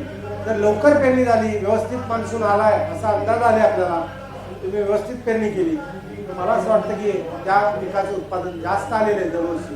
असं साधारणपणे वेळेवर पेरणीला फार महत्त्व आहे. वेळेवर पेरणी म्हणजे उशिरा पेरणी नको. जर मान्सूनच्या आगमनाचा भाग लक्षात घेऊन आपण पेरणी उरकायला पाहिजे. आणि ती 2 जुलैपूर्वी उरकायला पाहिजे. 18 जूनला उरका, अगर 2 जुलैपर्यंत. पूर्व पिकास जिप्समचा वापर महत्त्वाचा आहे. जिप्सम हा बाजारात स्वस्त मिळतो. इथल्या जमिनी भारी आहे. भारी जमिनीमध्ये जर क्षारांचं प्रमाण असेल ते विरघळवायचं काम जिप्सममुळे होतं. जिप्सममध्ये सल्फरचं प्रमाण पण अधिक आहे. त्याचा फायदा देखील पिकासाठी वाढीसाठी होतो. त्यामुळे आपण जिप्समचा वापर करणं, वाढवणं हे गरजेचं. नंतर वाणांची निवड. आता आपण जे काही वाण निवडतोय त्या वाणांमध्ये अनेक वाण आता आपल्याला उपलब्ध आहे. प्रत्येक शेतकऱ्याने हे निश्चित धोरण ठरवलं पाहिजे की आपल्या जमिनीमध्ये, आपल्या हवामानामध्ये, आपल्या भागामध्ये कोणता वाण सरस ठरतो. आता जे काही आपण विकत बियाणं घेतोय त्याच्यात काही अशा जाती आहेत ज्या चांगल्या जाती आहेत, त्यांचं जर बियाणं चांगलं निवडक बियाणं आपण राखून ठेवलं, पुढच्या वर्षी वापरलं तर वापरता येऊ शकतं. असं काही सोयाबीनमध्ये असेल, काही तुरीच्या बाबतीत असेल, काही इतर पिकांच्या बाबतीत असेल, तसं करायला पाहिजे. आपण हे दरवर्षी आपण फक्त बियाणं घेण्याच्या, नवीन बियाणं घेण्याच्या मागं लागतो. वाण जर तुम्ही एखादा निवडला, तुमच्या निवड पद्धतीनं तुम्ही साठवला, तुमच्या निवड पद्धतीने ठरवला, हरभऱ्याचा वाण असेल, अगर इतर कोणत्या पिकाचा वाण असेल, तो वाण तुमच्या जमिनीत सरस आलेला असेल, 1, 2, 3 वाण तुम्ही वेगळ्या पद्धतीनं करून बघा. तुमच्या जमिनीत जो सरस वाण ठरतोय तो तुम्ही जर वापरला पुढं, त्याचं बियाणं तुम्ही चांगलं निवडक बियाणं निवडून ठेवलं पुढच्या वर्षासाठी, तुमचं स्वतःचं बियाणं होऊ शकतं. मूग, मटकी, चवळी, उडीद या पिकांचं स्वतःचं बियाणं तुमचं होऊ शकतं. सोयाबीनचं बियाणं तुमचं स्वतःचं राहू शकतं. ही जुनी पद्धत जी होती की आम्ही बियाणं चांगल्या प्रकारचं बियाणं साठवत होतो, ती आता आपली उडीत काढली. बाजारात जायचं, बियाणं घ्यायचं, पेरणी करायची. आता काही ठेवायचंच नाही किंवा बियाणं आपण जमवायचंही नाही. या पद्धतीमुळं आपल्याकडे आपलं स्वतःचं बियाणं तयार नाहीये. आणि ज्या वेळेला मान्सून येतो त्यावेळेला तुम्ही जेव्हा बाजारात जाता तेव्हा बियाणं नाही मिळालं तर पेरणी उशिरा होती. पेरणी उशिरा झाली तर त्याचा परिणाम, हवामानाचा परिणाम केवढा मोठा होतोय उत्पादकतेला, हे तुम्ही आतापर्यंत मी सगळं ती माहिती तीच दिलेली आहे आतापर्यंत. आणि म्हणून वेळेवर पेरणी करायची असेल प्रत्येक शेतकऱ्यांनी जे जे काही नवीन चांगले वाहन आहेत ते आपल्या शेतावरती टेस्ट करून बघावे. त्यासाठी नवीन वाहनाचं बियाणं मिळवण्यासाठी कृषी विद्यापीठांची संशोधन केंद्र आहे. कृषी विद्यापीठांची बाकीचे जे काही प्रमुख बियाणे उत्पादन करणारी यंत्रणा आहे त्यांच्याकडनं थोडंफार बियाणं जरी तुम्हाला सॅम्पल म्हणून मिळालं, जे तुम्ही वाढवलं, तुमच्याकडे चांगलं उत्पादन देत असेल ती साठवली, तुम्ही तीच पुढच्या वर्षी वापरली, याच्यासारखं दुसरं काही हे हवामान बदलाच्या काळात आपल्याला दुसरं फार महत्त्वाची ज्या गोष्टी लक्षात ठेवायच्या त्या ठेवायच्या. नेक्स्ट, पावसातील उघडीपीनंतर आंतरमशागत कीड व रोगनाशक औषधांच्या फवारण्या कराव्यात. आम्ही जेव्हा पावसाचा अंदाज देतोय त्यावेळेला काही वेळा ॲग्रोवनमधनं तर दर शनिवारी माझा फुल पालन मी देतोय. यामध्ये कसं राहील साधारणपणे पावसाचं प्रमाण, कसं राहील प्रत्येक जिल्ह्यावर, कसं राहील साधारणपणे हवामानाचा परिणाम, हे सगळं आपण देतो. त्या अंदाजांचा थोडा वापर करून पाऊस होणार आहे असं दिसलं, कीड आणि औषध किडीवरती औषध फवारणी करायची नाहीये. उघडी पाय चांगली, मग औषध फवारणी लगेच करायची, म्हणजे त्या औषधाचा उपयोग होईल. आम्ही साधारणपणे काही वर्ष पाऊस कधी होईल, पाऊस कधी उघडेल याचे जेव्हा अंदाज दिले होते, त्यावेळेला नाशिकचे एक मोठे शेतकरी 100 एकर त्यांची द्राक्ष बाग आहे, ते सांगत होते की दरवर्षी ते औषध फवारणी शेड्यूल त्यांचा खूप मोठा खर्च द्राक्षावर करावा लागतो. द्राक्षाच्या वरती तर फार मोठे परिणाम होत आहेत या हवामान बदलाचे. म्हणजे उदाहरण द्यायचं म्हटलं तर द्राक्षाचं आंबटपणा वाढणं हा हवामान बदलाचा परिणाम. द्राक्षामध्ये तांबडी द्राक्ष तयार होणं हवामान बदलाचा परिणाम आहे. हे सगळे परिणाम होत आहेत. त्यावेळेला द्राक्षांचे घड लूज पडणं, पाऊस मध्येच झाला, अवेळी पाऊस झाला, जरा अवेळी पाऊस सुरू झाला की त्यांचं बरेच फोड येणं, काही कधी थांबणार आहे, काय कोण झाले, आमचे सगळे घड वाया जाते. एवढे मोठे परिणाम मोठ्या मोठ्या बागांवर होते. सांगायचा अंदाज आपला असा आहे, जेव्हा आपण पावसात उघडीप असेल त्यावेळेला कीड आणि रोगांचा बंदोबस्त जरूर करावा. कमी औषधावरती तुमच्या फवारण्यावरती मात्रा लागू पडेल औषधाची, कीड रोगाचं नियंत्रण होईल आणि तुमचा उत्पादन वाढण्यासाठी फायदा होईल. नेक्स्ट, अतिवृष्टी काळात पाण्याचा निचरा करणं. ज्या वेळेला अतिवृष्टीचा अंदाज दिला असेल, यावर्षी अतिवृष्टी आहे, यावर्षी आम्ही दिला होता अंदाज, विदर्भासाठी खास अंदाज दिला होता आणि हा कृषी सल्ला दिला होता की यावर्षी शेतकऱ्यांनी नेमकं काय करायचं आहे, तर शेतात पाऊस जास्त झाला तर पाणी काढून द्यायचं. हे सगळ्यात महत्वाचं काम. ते काम जिथं झालं नाही तर पिकं गेलेली आहेत शेतामध्ये. अशी परिस्थिती विदर्भात देखील झालेली आहे. तेव्हा काही गोष्टीच्या बाबतीत आपल्याला सिरियसली विचार करावा लागेल की आपण नेमकं काय करायचं. शेवटी शेती व्यवस्थापन, शेती हे सगळं तुमच्या हातात आहे. तुमच्या शेतीचं व्यवस्थापन तुमच्या हातात आहे. तुम्ही काय पिकवायचं, काय नाही पिकवायचं तुमचा प्रश्न आहे. त्याच्यावरती हवामानाच्या संदर्भाचा अभ्यास करून करायचं. हे तसं नाही केलं की मग नुकसान झालं, मग उत्पादकता नाही मिळाली, मग फायदा नाही झाला. ही उदाहरणं मी तुम्हाला पुढं काही देणार आहे. नेक्स्ट नेक्स्ट नेक्स्ट हे असं कीड आणि रोगांचे प्रादुर्भाव दिसून येतात. आणि मग प्रादुर्भाव दिसून आला तो उघडीप असेल तर औषध फवारणी करा. नेक्स्ट, थंडीच्या काळात बागांची काळजी घेतली पाहिजे. आता सध्याला थंडीचा हा आठवडा तर मध्यम आठवडा असं आपण दिलेला आहे, पण थंडी वाढू शकते. जानेवारीच्या 10-12 तारखेला काय परिस्थिती ते बघा, एकदम टेम्परेचर खाली येऊ शकते. कारण गेल्या 3 वर्षाचा ट्रेंड असा दिसतो. मगाशी 2009-2010चा मी ट्रेंड सांगितला की नगर जिल्ह्यामध्ये 2008 मध्ये का 9 मध्ये 1.6 डिग्री तापमानाला इतकं तापमान घसरलं होतं. नाशिकला 0 डिग्री तापमानापर्यंत तापमान घसरलं होतं. महाबळेश्वरला 4-5 डिग्री कमी मिनिमम टेम्परेचर, किमान तापमान. नगर लेवल 1.6, नाशिक 0. काय दाखवतं हे सरळ दाखवतं की हवामान बदलाचे परिणाम आहे. तसे देखील हवामान बदलाचे परिणाम यावर्षी देखील दिसतील. सध्याला जरा हवामान बदल सगळे वातावरण उत्तर हिंदुस्थानमध्ये, उत्तर भारतात घडत आहे. त्याचे परिणाम आता म्हणून थंडी कमी आहे. आमचा आज थंडी कमी आहे, उद्या थंडी कमी राहणार आहे, दुसऱ्या दिवस कमी राहणार आहे. वरचा परिणाम आहे, तिकडचा जो हवेचा परिणाम आहे तो आपल्यापर्यंत पोहोचलेला आहे. नेक्स्ट, हवामान बागेमध्ये आपल्याला शक्यतो ज्यांच्याकडे पाण्याची सोय आहे त्यांनी ठिबक सिंचन संच आणि तुषार सिंचन पद्धती ह्या वापरणं गरजेचं आहे. आता ते का गरजेचं आहे तर या 2 पद्धतीमध्ये दररोजचं पाणी दररोज दिलं जातं. ज्यांच्याकडे विहीर बागायचं आहे, त्यांच्याकडे बोरवरचं पाणी असेल, त्यांनी या पद्धतीचा अवलंब केला तर उत्पादकता दुप्पट मिळू शकेल. इतकं याच्यामध्ये पोटेन्शियल आहे या पीक पद्धतींमध्ये. शिवाय तुमचं दुप्पट क्षेत्र हे या ठिबक सिंचन खाली आणि याच्या तुषार सिंचन खाली आणता येईल. नेक्स्ट, पिकांच्या क्षेत्रात काय बदल करायचे विदर्भात. कपाशीच्या ऐवजी सोयाबीनचं पीक आता घ्यायला लागेल तो.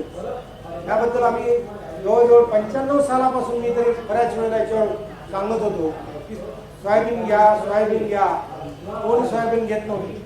त्यावेळेचे मुख्यमंत्री वसंतदादा पाटील होते त्याच्या आधी.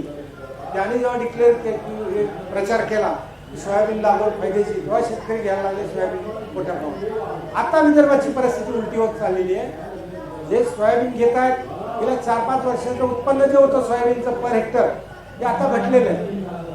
का घटलं त्याची कारणं काय तर फक्त मॅग्नेशियम सल्फेट, मॅग्नेशियम कमी पडतोय जमिनीमध्ये, झिंक कमी पडतंय, सल्फर कमी पडतोय. आणि ते किती लागतंय तुमच्या जमिनीला, जास्तीत जास्त 5-10 किलो हे बाजारात मिळतंय.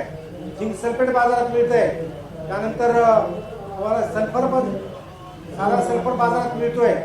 ही खतं फक्त याच्यात 5-10 किलो मिक्स जर केली तर तुम्हाला सध्याची जी सोयाबीनची उत्पादकता आहे त्याचं दुप्पट उत्पादन मिळू शकतं. एक तुम्हाला एक उदाहरण सांगतो. ऑस्ट्रेलियामधलं उदाहरण 1950 सालचं. ऑस्ट्रेलियातल्या त्या देशाला बार्ली पिकाचं उत्पादन वाढवायचं होतं आणि उत्पादन एकदम कमी झालं बार्ली पिकाचं ऑस्ट्रेलियामधलं. पण सरकार चिंतेत पडलं. इकडे बार्लीपासून बियर बनवतात, बियरच्या कारखान्यांचे मोठे परिणाम झाले.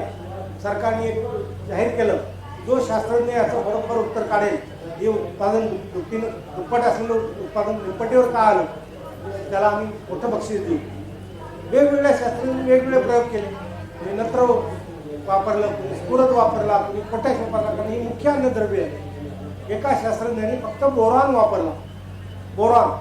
बोरॅक्स पावडर मिळते बाजारामध्ये, त्याचे 5-5 ग्रॅम 10-10 ग्रॅमचे स्प्रे दिले, उत्पादन दुप्पट झालं बार्लीचं.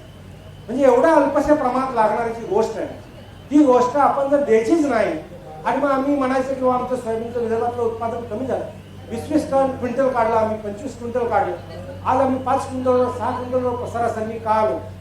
जिथं आपल्याला असं दिसून येतं तिथं आपल्याला जमिनीमध्ये हे दुय्यम अन्नद्रव्य जे आहेत, आता सरकार ते ग्रेडेड फर्टिलायझर्समध्ये देणार आहे, पण त्याची काही गरज नाही आहे. तुम्ही डायरेक्ट बाजारातून उपलब्ध करून घ्या. पंचायत समितीला सांगा, जिल्हा परिषदच्या लोकांना सांगा, तुम्हाला काय 5-5 10-10 किलो लागणार आहे, 5 किलो 10 किलो लागणार आहे, तुम्ही कसं उपलब्ध करून देणार ते सांगा.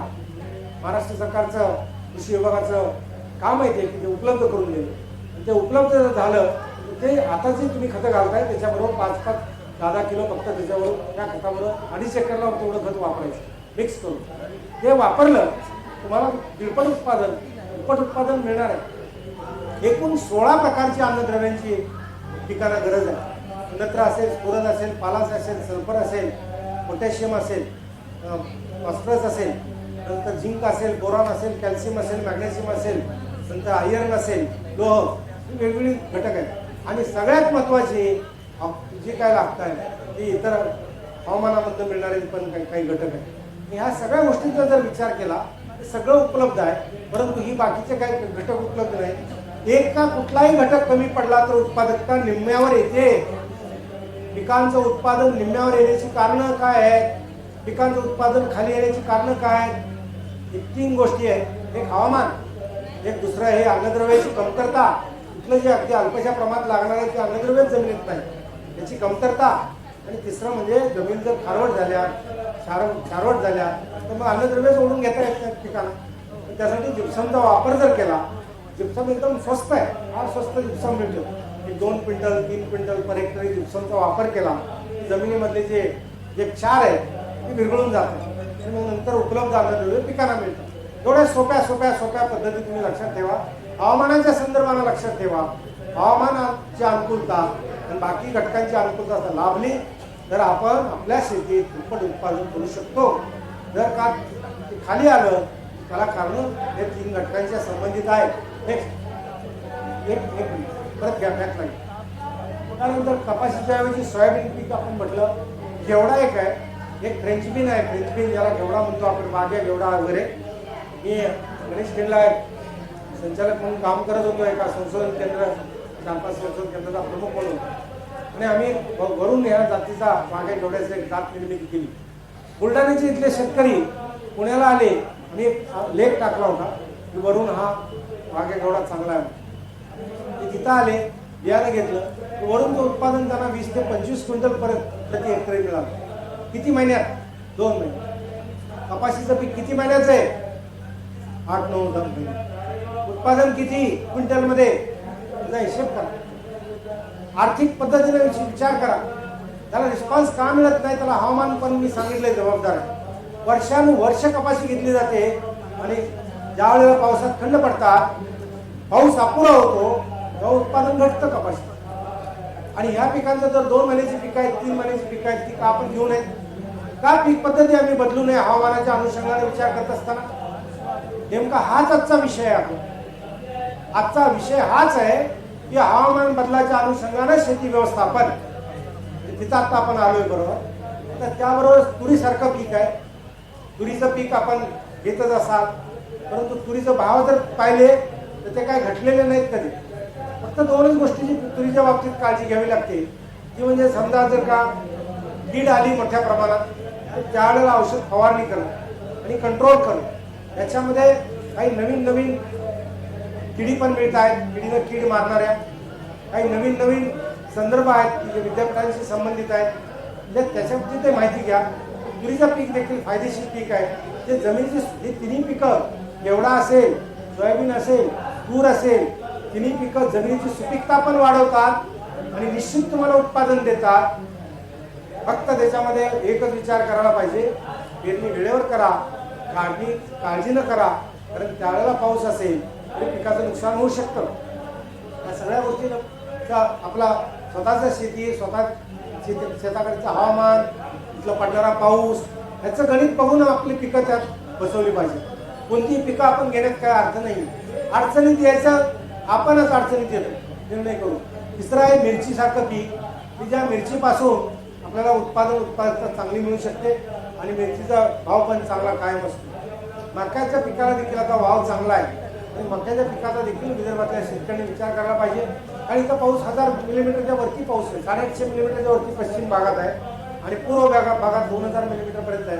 इकडे भात शेती होत असेल, नागपूरपर्यंतच्या पट्ट्यामध्ये हा विचार मक्याच्या पिकाचा देखील करायला हवा. आणखी एक नवीन पीक आलेलं आहे गवार फॉर गम. हा जो भाग चाललेला आहे हा महत्वाचा पीक आहे ते की ज्याचा भाव निश्चित आहे, उत्पादकता आहे, जमिनीची सुपीकता टिकते आणि गवारचं उत्पादन जर आपण घेतलं, गवार फॉर गम हे म्हणजे आता नवीन पीक पद्धतीत नवीन जाती काय त्याचे येत आहे. पण तो पुढं आता लगेच आजच करा असं मी म्हणत नाही. आपल्या डोळ्यातला हा विषय ठेवा की आपल्याला पीक पद्धती कशा पद्धतीनं बदलायची, काय करायचं. त्या पीक पद्धती बदलण्यात एक तुम्हाला की काही महत्वाच्या टिप्स मी देणार. एक साधारणपणे 2 वर्षापूर्वीची गोष्ट आहे. पुण्याच्या जवळ शिरूर, शिक्रापूर वगैरे भाग आहे. तिथले काही शेतकरी नव्हतेच, ते फक्त गावातले दररोज मजुरी करणारे 3 जण होते. एका देवस्थानची त्यांना 7 एकर जमीन कसण्यासाठी मिळणार होती, पण ते दुसऱ्याच्या शेतावरती मजुरी करत होते. त्यांचा मला सतत फोन यायला लागला डिसेंबरपासून, आता महिना चालला आहे डिसेंबर, की साहेब आम्हाला खरबूज आणि टरबूज लावायचं आहे तर लावू का. मला म्हणलं थंडीचे दिवस आहेत आता लावू नका. जानेवारी महिन्यात ते विचारायला लावू का. म्हटलं आता तुम्ही थांबा, थंडी फार आहे, काय खरबूजचा आता लगेच लागवड नका करू, तुम्हाला सांगतो त्यावेळेला लागवड करा.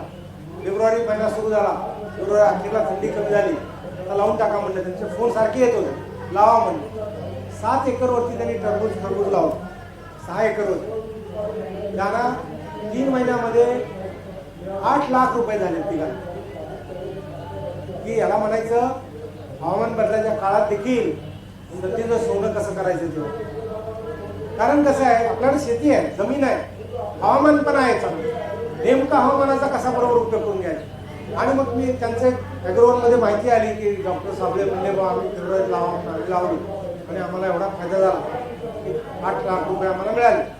ते तिघांच्याकडे ते म्हणले, मी फोन केला त्यांना किंवा काही 1-2 टरबूज किंवा कलिंगड असले ते सॅम्पल म्हणून तरी द्या. मी म्हणले घेऊन येतो म्हणले. आमच्याकडे सायकल पण नव्हती, आम्ही आता हिरो होंडा गाड्यांवर फिरतोय म्हणले. आता नवीन गाड्या घेतल्या, खुश होती ती मुलं. दुसरं तुम्हाला उदाहरण सांगतो, तर दुष्काळी परिस्थिती होती 2012 काय करायला पाहिजे तुम्ही ते मी सांगणार आहे. संधी कशी घ्यायला पाहिजे मी तुम्हाला जेव्हा म्हणतोय की बा आपल्याला वर्ष कशा प्रकारचं हे कळलं पाहिजे. हे वर्ष दुष्काळाच्या प्रकारचं आहे, भाववाढ नक्की होणार भाजीपाल्याची, भाववाढ नक्की कांद्याची होणार.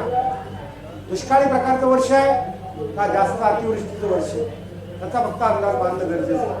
आता यावर्षी देखील काही ठिकाणी अतिवृष्टी झाली, पण त्याच्या आधीचं बॅकग्राऊंड होतं दुष्काळी वर्षात. कांद्याचे भाव गगनाला गेले. हवामानाशी संबंधित आहे हे भाववाढ. बाकी कुणी काय गडबडी करून काय फायदा नाही, कुणी कुणाला दोष देण्याचा अर्थ नाही. त्याचप्रमाणे आणखी एक तुम्हाला उत्तम उदाहरण सांगतो. माझ्या काही जवळचे लोक आहेत, त्यांनी आल्याचं पीक केलं हा अंदाज बांधून, किंवा आपण आल्याचं पीक करू, आणि आल्याचं पीक त्यांनी 1 एकर केलं. 1 एकर पिकामधलं 80 रुपये किलोने आल्याचा भाव होता. त्यावेळेला त्यांनी काढलं 80 लाख रुपये झाले त्यांना 1 एकर. हा संधी कुणाला कशी मिळेल, कशी घ्यायची, आपल्याला पीक पद्धती कशी बदलायला पाहिजे, कोणती पीक पद्धती करायला पाहिजे हे आपल्याला ठरवून करावं लागेल. आणि हवामानाच्या अनुषंगाने पीक पद्धतीचा आपल्याला अवलंब करावा लागेल. बाजाराच्या दृष्टीने देखील पीक पद्धतीचा आपण विचार करावा लागेल किंवा या हवामानामध्ये ही पीक पद्धती येऊ शकते, हा बाजारभाव मिळू शकतो, आपल्याला हा असा फायदा होऊ शकतो. एखाद्या वर्षी आपलं गणित चुकेल, दुसऱ्या वर्षी तरी बरोबर येईल, तिसऱ्या वर्षी बरोबर येईल. त्यासाठी प्रत्येक वेळेला आपण पाहतो किंवा काही नाही काहीतरी आपल्याला पण विचार करत आपण राहिलो, हवामानाचा अभ्यास करत राहिलो त्या पद्धतीने जर पीक नियोजन केलं आपल्याला पीक उत्पादकता वाढवता येते, पीक पद्धती बदलता येते, जास्त पैसे काही कमी कालावधीत मिळू शकतात आणि खड्ड्यात जायचं बाजूला राहील निदान. बरेच लोक खड्ड्यात जात आहेत, शेती परवडण्याशी झालेली आहे, मजुरी परवडण्याशी झालेली आहे शेतकऱ्यांना, हे आम्हाला माहीत आहे. परंतु आपल्याला थोडंसं वेगळ्या पद्धतीने हा हवामान बदलाच्या पार्श्वभूमीवर विचार करावा लागेल. नेक्स्ट ही आता पॉलीहाऊसमध्ये लागवड, याच्यावर मी थोडा भर देणार आहे की आतापर्यंत शेती आम्ही करतो, उघड्यावर शेती करतो, जे काय असेल ती चालली शेती. यापुढं प्रत्येक शेतकऱ्याकडे कमीत कमी 10 गुंठ्याचा पॉलीहाऊस असायला पाहिजे असं माझं मत आहे. 10 गुंठ्याचा पॉलीहाऊस प्रत्येक शेतकऱ्याकडे असायला पाहिजे. हा 10 गुंठ्याचा पॉलीहाऊस एका शेतकऱ्याकडे जर प्रत्येक शेतकऱ्याकडे असेल तर काय होईल, तिथं नेटवर्क उभं करता येईल, मुलं पाठवायची कुठे प्रत्येकाच्या ठिकाणी एक ग्रुप तयार करता येईल. आता जशी गटशेती अमुक तमुक हे जे सरकारचं धोरण चाललंय त्या गटशेतीचा फायदा घेता येईल. त्याच्यात निश्चित उत्पादन तुम्हाला मिळणार आहे, चांगल्या प्रतीचं उत्पादन मिळणार आहे. पुढे दाखवतो मी. नेक्स्ट हे बघा, हे पॉलीहाऊस मधली लागवड आहे, फुलांची शेती आहे. चला पुढे नेक्स्ट. सेगमेंटमध्ये अँथोरियम आणि ऑर्किड्स ही जी फुलं आहेत त्या अँथोरियमची किंमत आहे 15 रुपये एका फुलाची किंमत आहे. ऑर्किड किंवा जास्तच आहे, 25 रुपयापर्यंत आहे एका फुलाची किंमत. किती? 25 रुपये. माहिती आहे का आम्हाला? फक्त पॉलीहाऊस व्यवस्थित जर पॉलीहाऊस केले, कुठं पाठवायची, काय करायची, तुमच्यात कमिटी करा तयार. आता एकटं काम करू नका, सगळ्यांनी मिळून थोडा अभ्यास करा, गावाच्या लोकांनी देखील. आणि आता मागे घ्या अभ्यास. ऑर्किड्स आणि अँथोरियम यांच्या किमती जर एवढ्या आहे, आम्हाला माहीत नाही कुठं माल विकला जातो हे माहीत नाही. मुंबईला विकला जातो, आणखी कुठं विकला जातो, पाठवायचा कसा, कशी दिसतात फुलं ते दाखवू. नेक्स्ट हे बघा, अँथोरियम पान आहेत, पानं त्याच्यावरती फक्त लाल रंगाचं पान किंवा लाल रंगाचं फुल आहे. ते 15 दिवस हे फुल टिकतं. व्यवस्थित जर ठेवलं ऑफिसमध्ये, मोठ्या मोठ्या कार्यालयांमध्ये, आता मोठ्या मोठ्या कंपन्यांमध्ये फार मागणी मग ते घेऊन देतात. फक्त पुढे चर्चा असेल, डिस्कशन असेल टेबलवरती वगैरे. एका फुलाची किंमत 25 रुपये आहे. नेक्स्ट हे बघायचं अँथोरियम आणि ऑर्किड्स फुलं आहे, त्याची 10-15 रुपये किंमत आहे. नेक्स्ट एका फुलाची किंमत. नेक्स्ट हे आता आपल्याला ढोबळी मिरची मोठ्या प्रमाणात आता शेतकरी आपोआप करायला लागलेले. हा बरेच वर्ष मी म्हणतोय या बाबतीत. जिथून हवामानाचा हा संदर्भ मी गेले 10 ते 12 वर्ष हवामान विभाग प्रमुख म्हणून काम करत असताना त्या भागाकडे प्रत्येक शेतकऱ्यांनी जायला पाहिजे असं माझं मत आहे. याला सबसिडी आहे, शासनाची सबसिडी आहे, मिळवली पाहिजे शेतकऱ्यांनी सबसिडी. आणि आपल्या घराच्या जवळपास जिथं जमीन असेल तिथं 10 गुंठ्याचं करायला पाहिजे की जिथं पाण्याची सोय हुकमी आहे, दररोजचं पाणी ट्रीटमेंट केलं जाऊ शकतं. एखादी बोर आपण काढू शकतो. अर्धा एकर जर करायचं असेल तर अर्धा एकरवरती करू शकतो टप्प्याटप्प्याने. 6 गुंठे, 10 गुंठे, 5 गुंठेची पॉलीहाऊसेस आणि शासनाची सबसिडी घेऊन ते पण आपलं काय पैसे थोडे, शासनाची सबसिडी काय. हे आहे पॉलीहाऊस मधले ढोबळी मिरची. नेक्स्ट हे टोमॅटो देखील पॉलीहाऊस मध्ये मोठ्या प्रमाणात चांगली करता येते. नेक्स्ट हे पॉलीहाऊस मधले काही लागवडी आहेत. नेक्स्ट हे पण पॉलीहाऊस मधल्या लागवडीच आहेत. नेक्स्ट पॉलीहाऊस मधल्याच लागवडी आहेत. नेक्स्ट आता मी आता पॉलीहाऊस बद्दल तुम्हाला सांगले की प्रत्येक शेतकऱ्याचं कमीत कमी 10 गुंठे, 15 गुंठे, 20 गुंठे काय जे असेल कमीत कमी असायला पाहिजे. म्हणजे दुसरीकडचं कुठलं किती जरी गेलं तरी इथलं उत्पन्न काय चालू राहील, कारण वरण झाकण आहे. पाऊस अवेळी पाऊस होणार नाही, अवेळी येणारे इतर काय हवामानाचे बदल आहेत ते परिणाम होणार नाही. निश्चित काम तिथं केलं तर निश्चित नफा मिळेल, पैसा मिळेल. आता एकात्मिक शेती एक विचार मांडलाय हवामान बदलाच्या अनुषंगाने. बदलत्या हवामानानुसार शेती व्यवस्थापन आवश्यक आहे. कमी कालावधीच्या पाण्याचा ताण सहन करणाऱ्या कीड व रोगास कमी बळी पडणाऱ्या जातींच्या निर्मितीवर भर देणं गरजेचं आहे. सोयाबीन, तूर, घेवडा, मका या पिकांची क्षेत्रात वाढ केल्यास उत्पादकता वाढण्यास मदत होईल. पाणलोट क्षेत्र विकास आणि शेतकऱ्यांचा प्रभावी वापर आवश्यक आहे. पाणलोट विकासावरती काम करावं लागेल. जनावरांसाठी तापमानापासून संरक्षण मिळावं म्हणून विशेष काळजी घेणं गरजेचं राहणार आहे. नेक्स्ट, वेधशाळांची निर्मितीची गरज आहे. नेक्स्ट, हे आता मगाशी मी सांगितलंय सगळं मॅग्नेशियम सल्फेट, गंधक वगैरे. कुक्कुटपालन व्यवसायाला वाव आहे. रेशीम पालन व्यवसायाला वाव आहे. ताग आणि रेंच्या ह्या पिकांचे देखील हिरवळीची खतं म्हणून घेतली पाहिजे. नेक्स्ट, हे आता ऑटोमॅटिक वेदर स्टेशन महाराष्ट्रामध्ये 2061 केंद्र बसवली जाणार आहेत. प्रत्येक तालुक्याच्या प्रत्येक गटाला हे केंद्र बसवलं जाणार आहे. तुम्हाला प्रत्येकाला तुमच्या गटाचं हवामान माहीत होणार आहे. 5-6 महिन्यात ही शासनाची योजना कार्यान्वित होणार आहे. शासन करत आहे. 100 कोटी रुपयाचा हा प्रोजेक्ट आहे आणि त्याच्यामध्ये प्रत्येक तालुक्याचं हवामान प्रत्येकाला समजा तालुक्यातल्या गटाचं हवामान कळणार आहे. त्याचा फायदा आपल्याला होणार आहे. आपण त्याच्यावरती एखाद्या शासनानेच खरं म्हणजे हे करायला पाहिजे की त्याच्यावरती नेक्स्ट अशी कृषी सल्ला सेवा योजना चालू करायला पाहिजे असं माझं मत आहे. आणि मग दूरदर्शन, वर्तमानपत्र, रेडिओ याच्या माध्यमातून दररोज माहिती हवामानाची दिली गेली पाहिजे. प्रत्येक केंद्रावर काय घडणार आहे. जर हे शेतकऱ्यांना दररोजच्या दररोज मिळालं तर त्यांना काम करणं सोपं जाईल. ही शासनाची यंत्रणा असली पाहिजे, सल्लागार सेवा योजना, आणि ती शासनाने उचलली पाहिजे. नुसते हवामान केंद्र बसून जमणार नाहीये. शासनाचे चांगले एक्सपर्टाईज लोक पाहिजे, अंदाज देणारे, माहिती सांगणारे, त्या विभागासाठी काय करायला पाहिजे, वाईट परिस्थिती आल्यानंतर काय करायला पाहिजे, अतिवृष्टी होत असेल तर काय करायला पाहिजे, दुष्काळी परिस्थिती असेल तर काय करायला पाहिजे, गारपीट होणार असेल तर ते आधी कळलं पाहिजे. ह्या सगळ्या गोष्टी जर आधी समजल्या शेतकऱ्यांना तर शेतकऱ्यांची शेती आणि शेतीचं जीवन आणि अन्न सुरक्षा, शासनाचे अन्न सुरक्षा धोरण यशस्वी होऊ शकेल. शेतकऱ्यांना सपोर्ट पाहिजे. हवामानाच्या बाबतीत माहिती मिळण्यासाठी शासनाने यंत्रणा स्वतःची यंत्रणा म्हणून उभारली पाहिजे. त्याला काही फार मोठा खर्च येणार नाहीये. चांगले एक्सपर्ट 5-10 एकत्र केले, काही लोक त्याचे टीम वर्क केलं, प्रत्येक विभागासाठी माहिती देणारी, दररोजची माहिती देणारी यंत्रणा शासनाने उभी करायला पाहिजे असं माझं मत आहे. नेक्स्ट,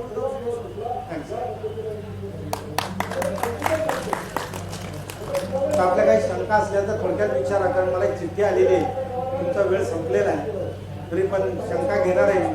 महत्वाच्या शंकाला मी नाही म्हणणार नाहीये. हा बोला बोला. सर, जेव्हा बीटीचं उत्पादन चालू झालेलं आहे, बीटी व्हेरायटी जेव्हापासून आली आहे तेव्हापासून सर काही दिवसानंतर त्यांना सांगत होते की लाल्या येणार नाही किंवा किडीचा प्रादुर्भाव कमी होईल. पण लाल्याचा प्रभाव सर खूप जास्त दिसून लागला. लाल्याचा प्रभाव दिसून लागला आणि अळ्या आणि अळीचा पण प्रभाव जास्त दिसून लागला. त्याच्याबद्दल बीटी कापूस कसं आहे की तुम्हाला आता याचं उत्तम उदाहरण सांगतो की जसं मी सांगितलं की याचं उत्पादन इतकं वाढतं, त्याचं उत्पादन तितकं वाढतं चांगलं हवामान असेल तर, तसंच कीड आणि रोगाला देखील एक टिपिकल हवामान जर असेल तर ती कीड आणि रोग मोठ्या प्रमाणात वाढते. मग बीटी कापूस असू द्या, आणखी काही असू द्या, पण ते हवामानाशी संबंधित आहे. कीड आणि रोगाचा फैलाव.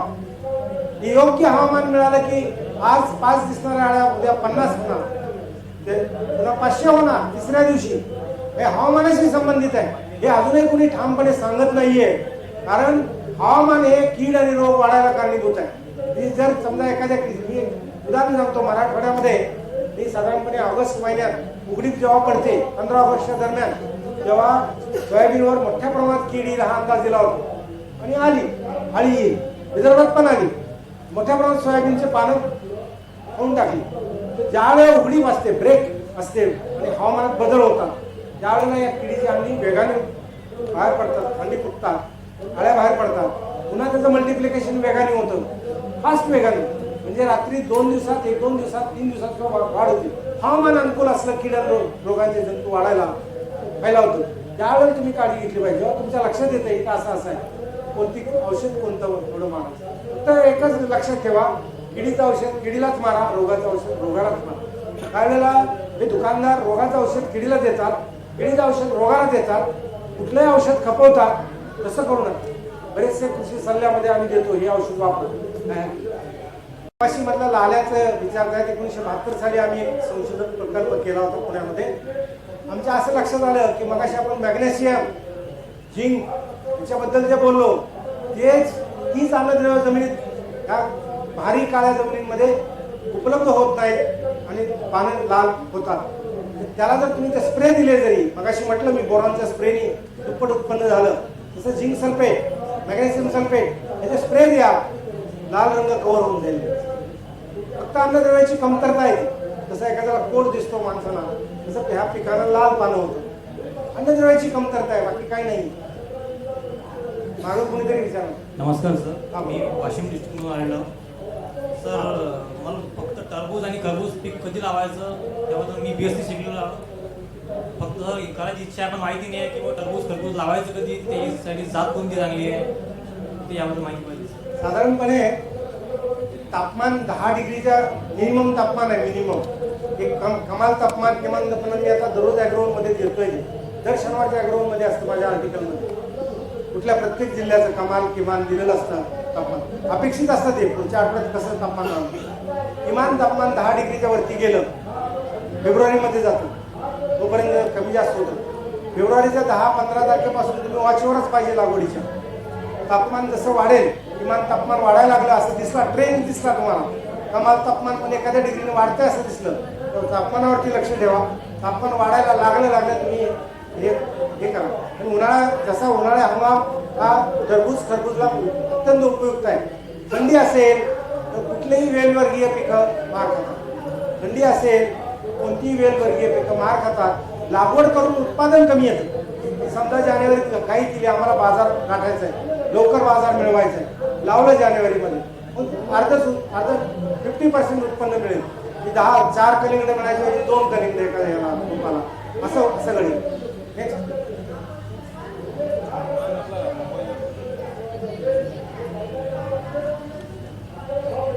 Hello sir, Mukesh Pandey. तिथे जनरली भाताची स्थिती होते ते तुम्ही सांगितलं, पण त्यासाठी 4 सूत्री कार्यक्रम, त्याच्याविषयी थोडे कशाबद्दल? 4 सूत्री कार्यक्रम.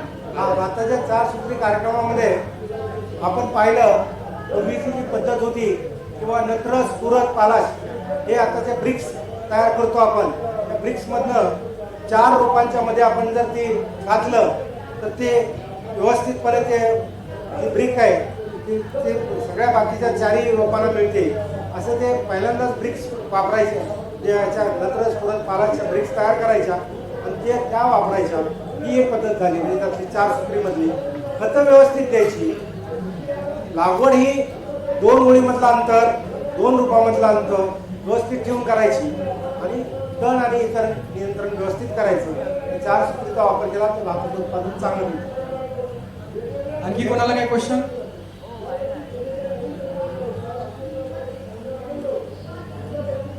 हॅलो, मी परतोळा अचलपूर तालुक्यामधून आलेलो आहे. दीपक थोरात.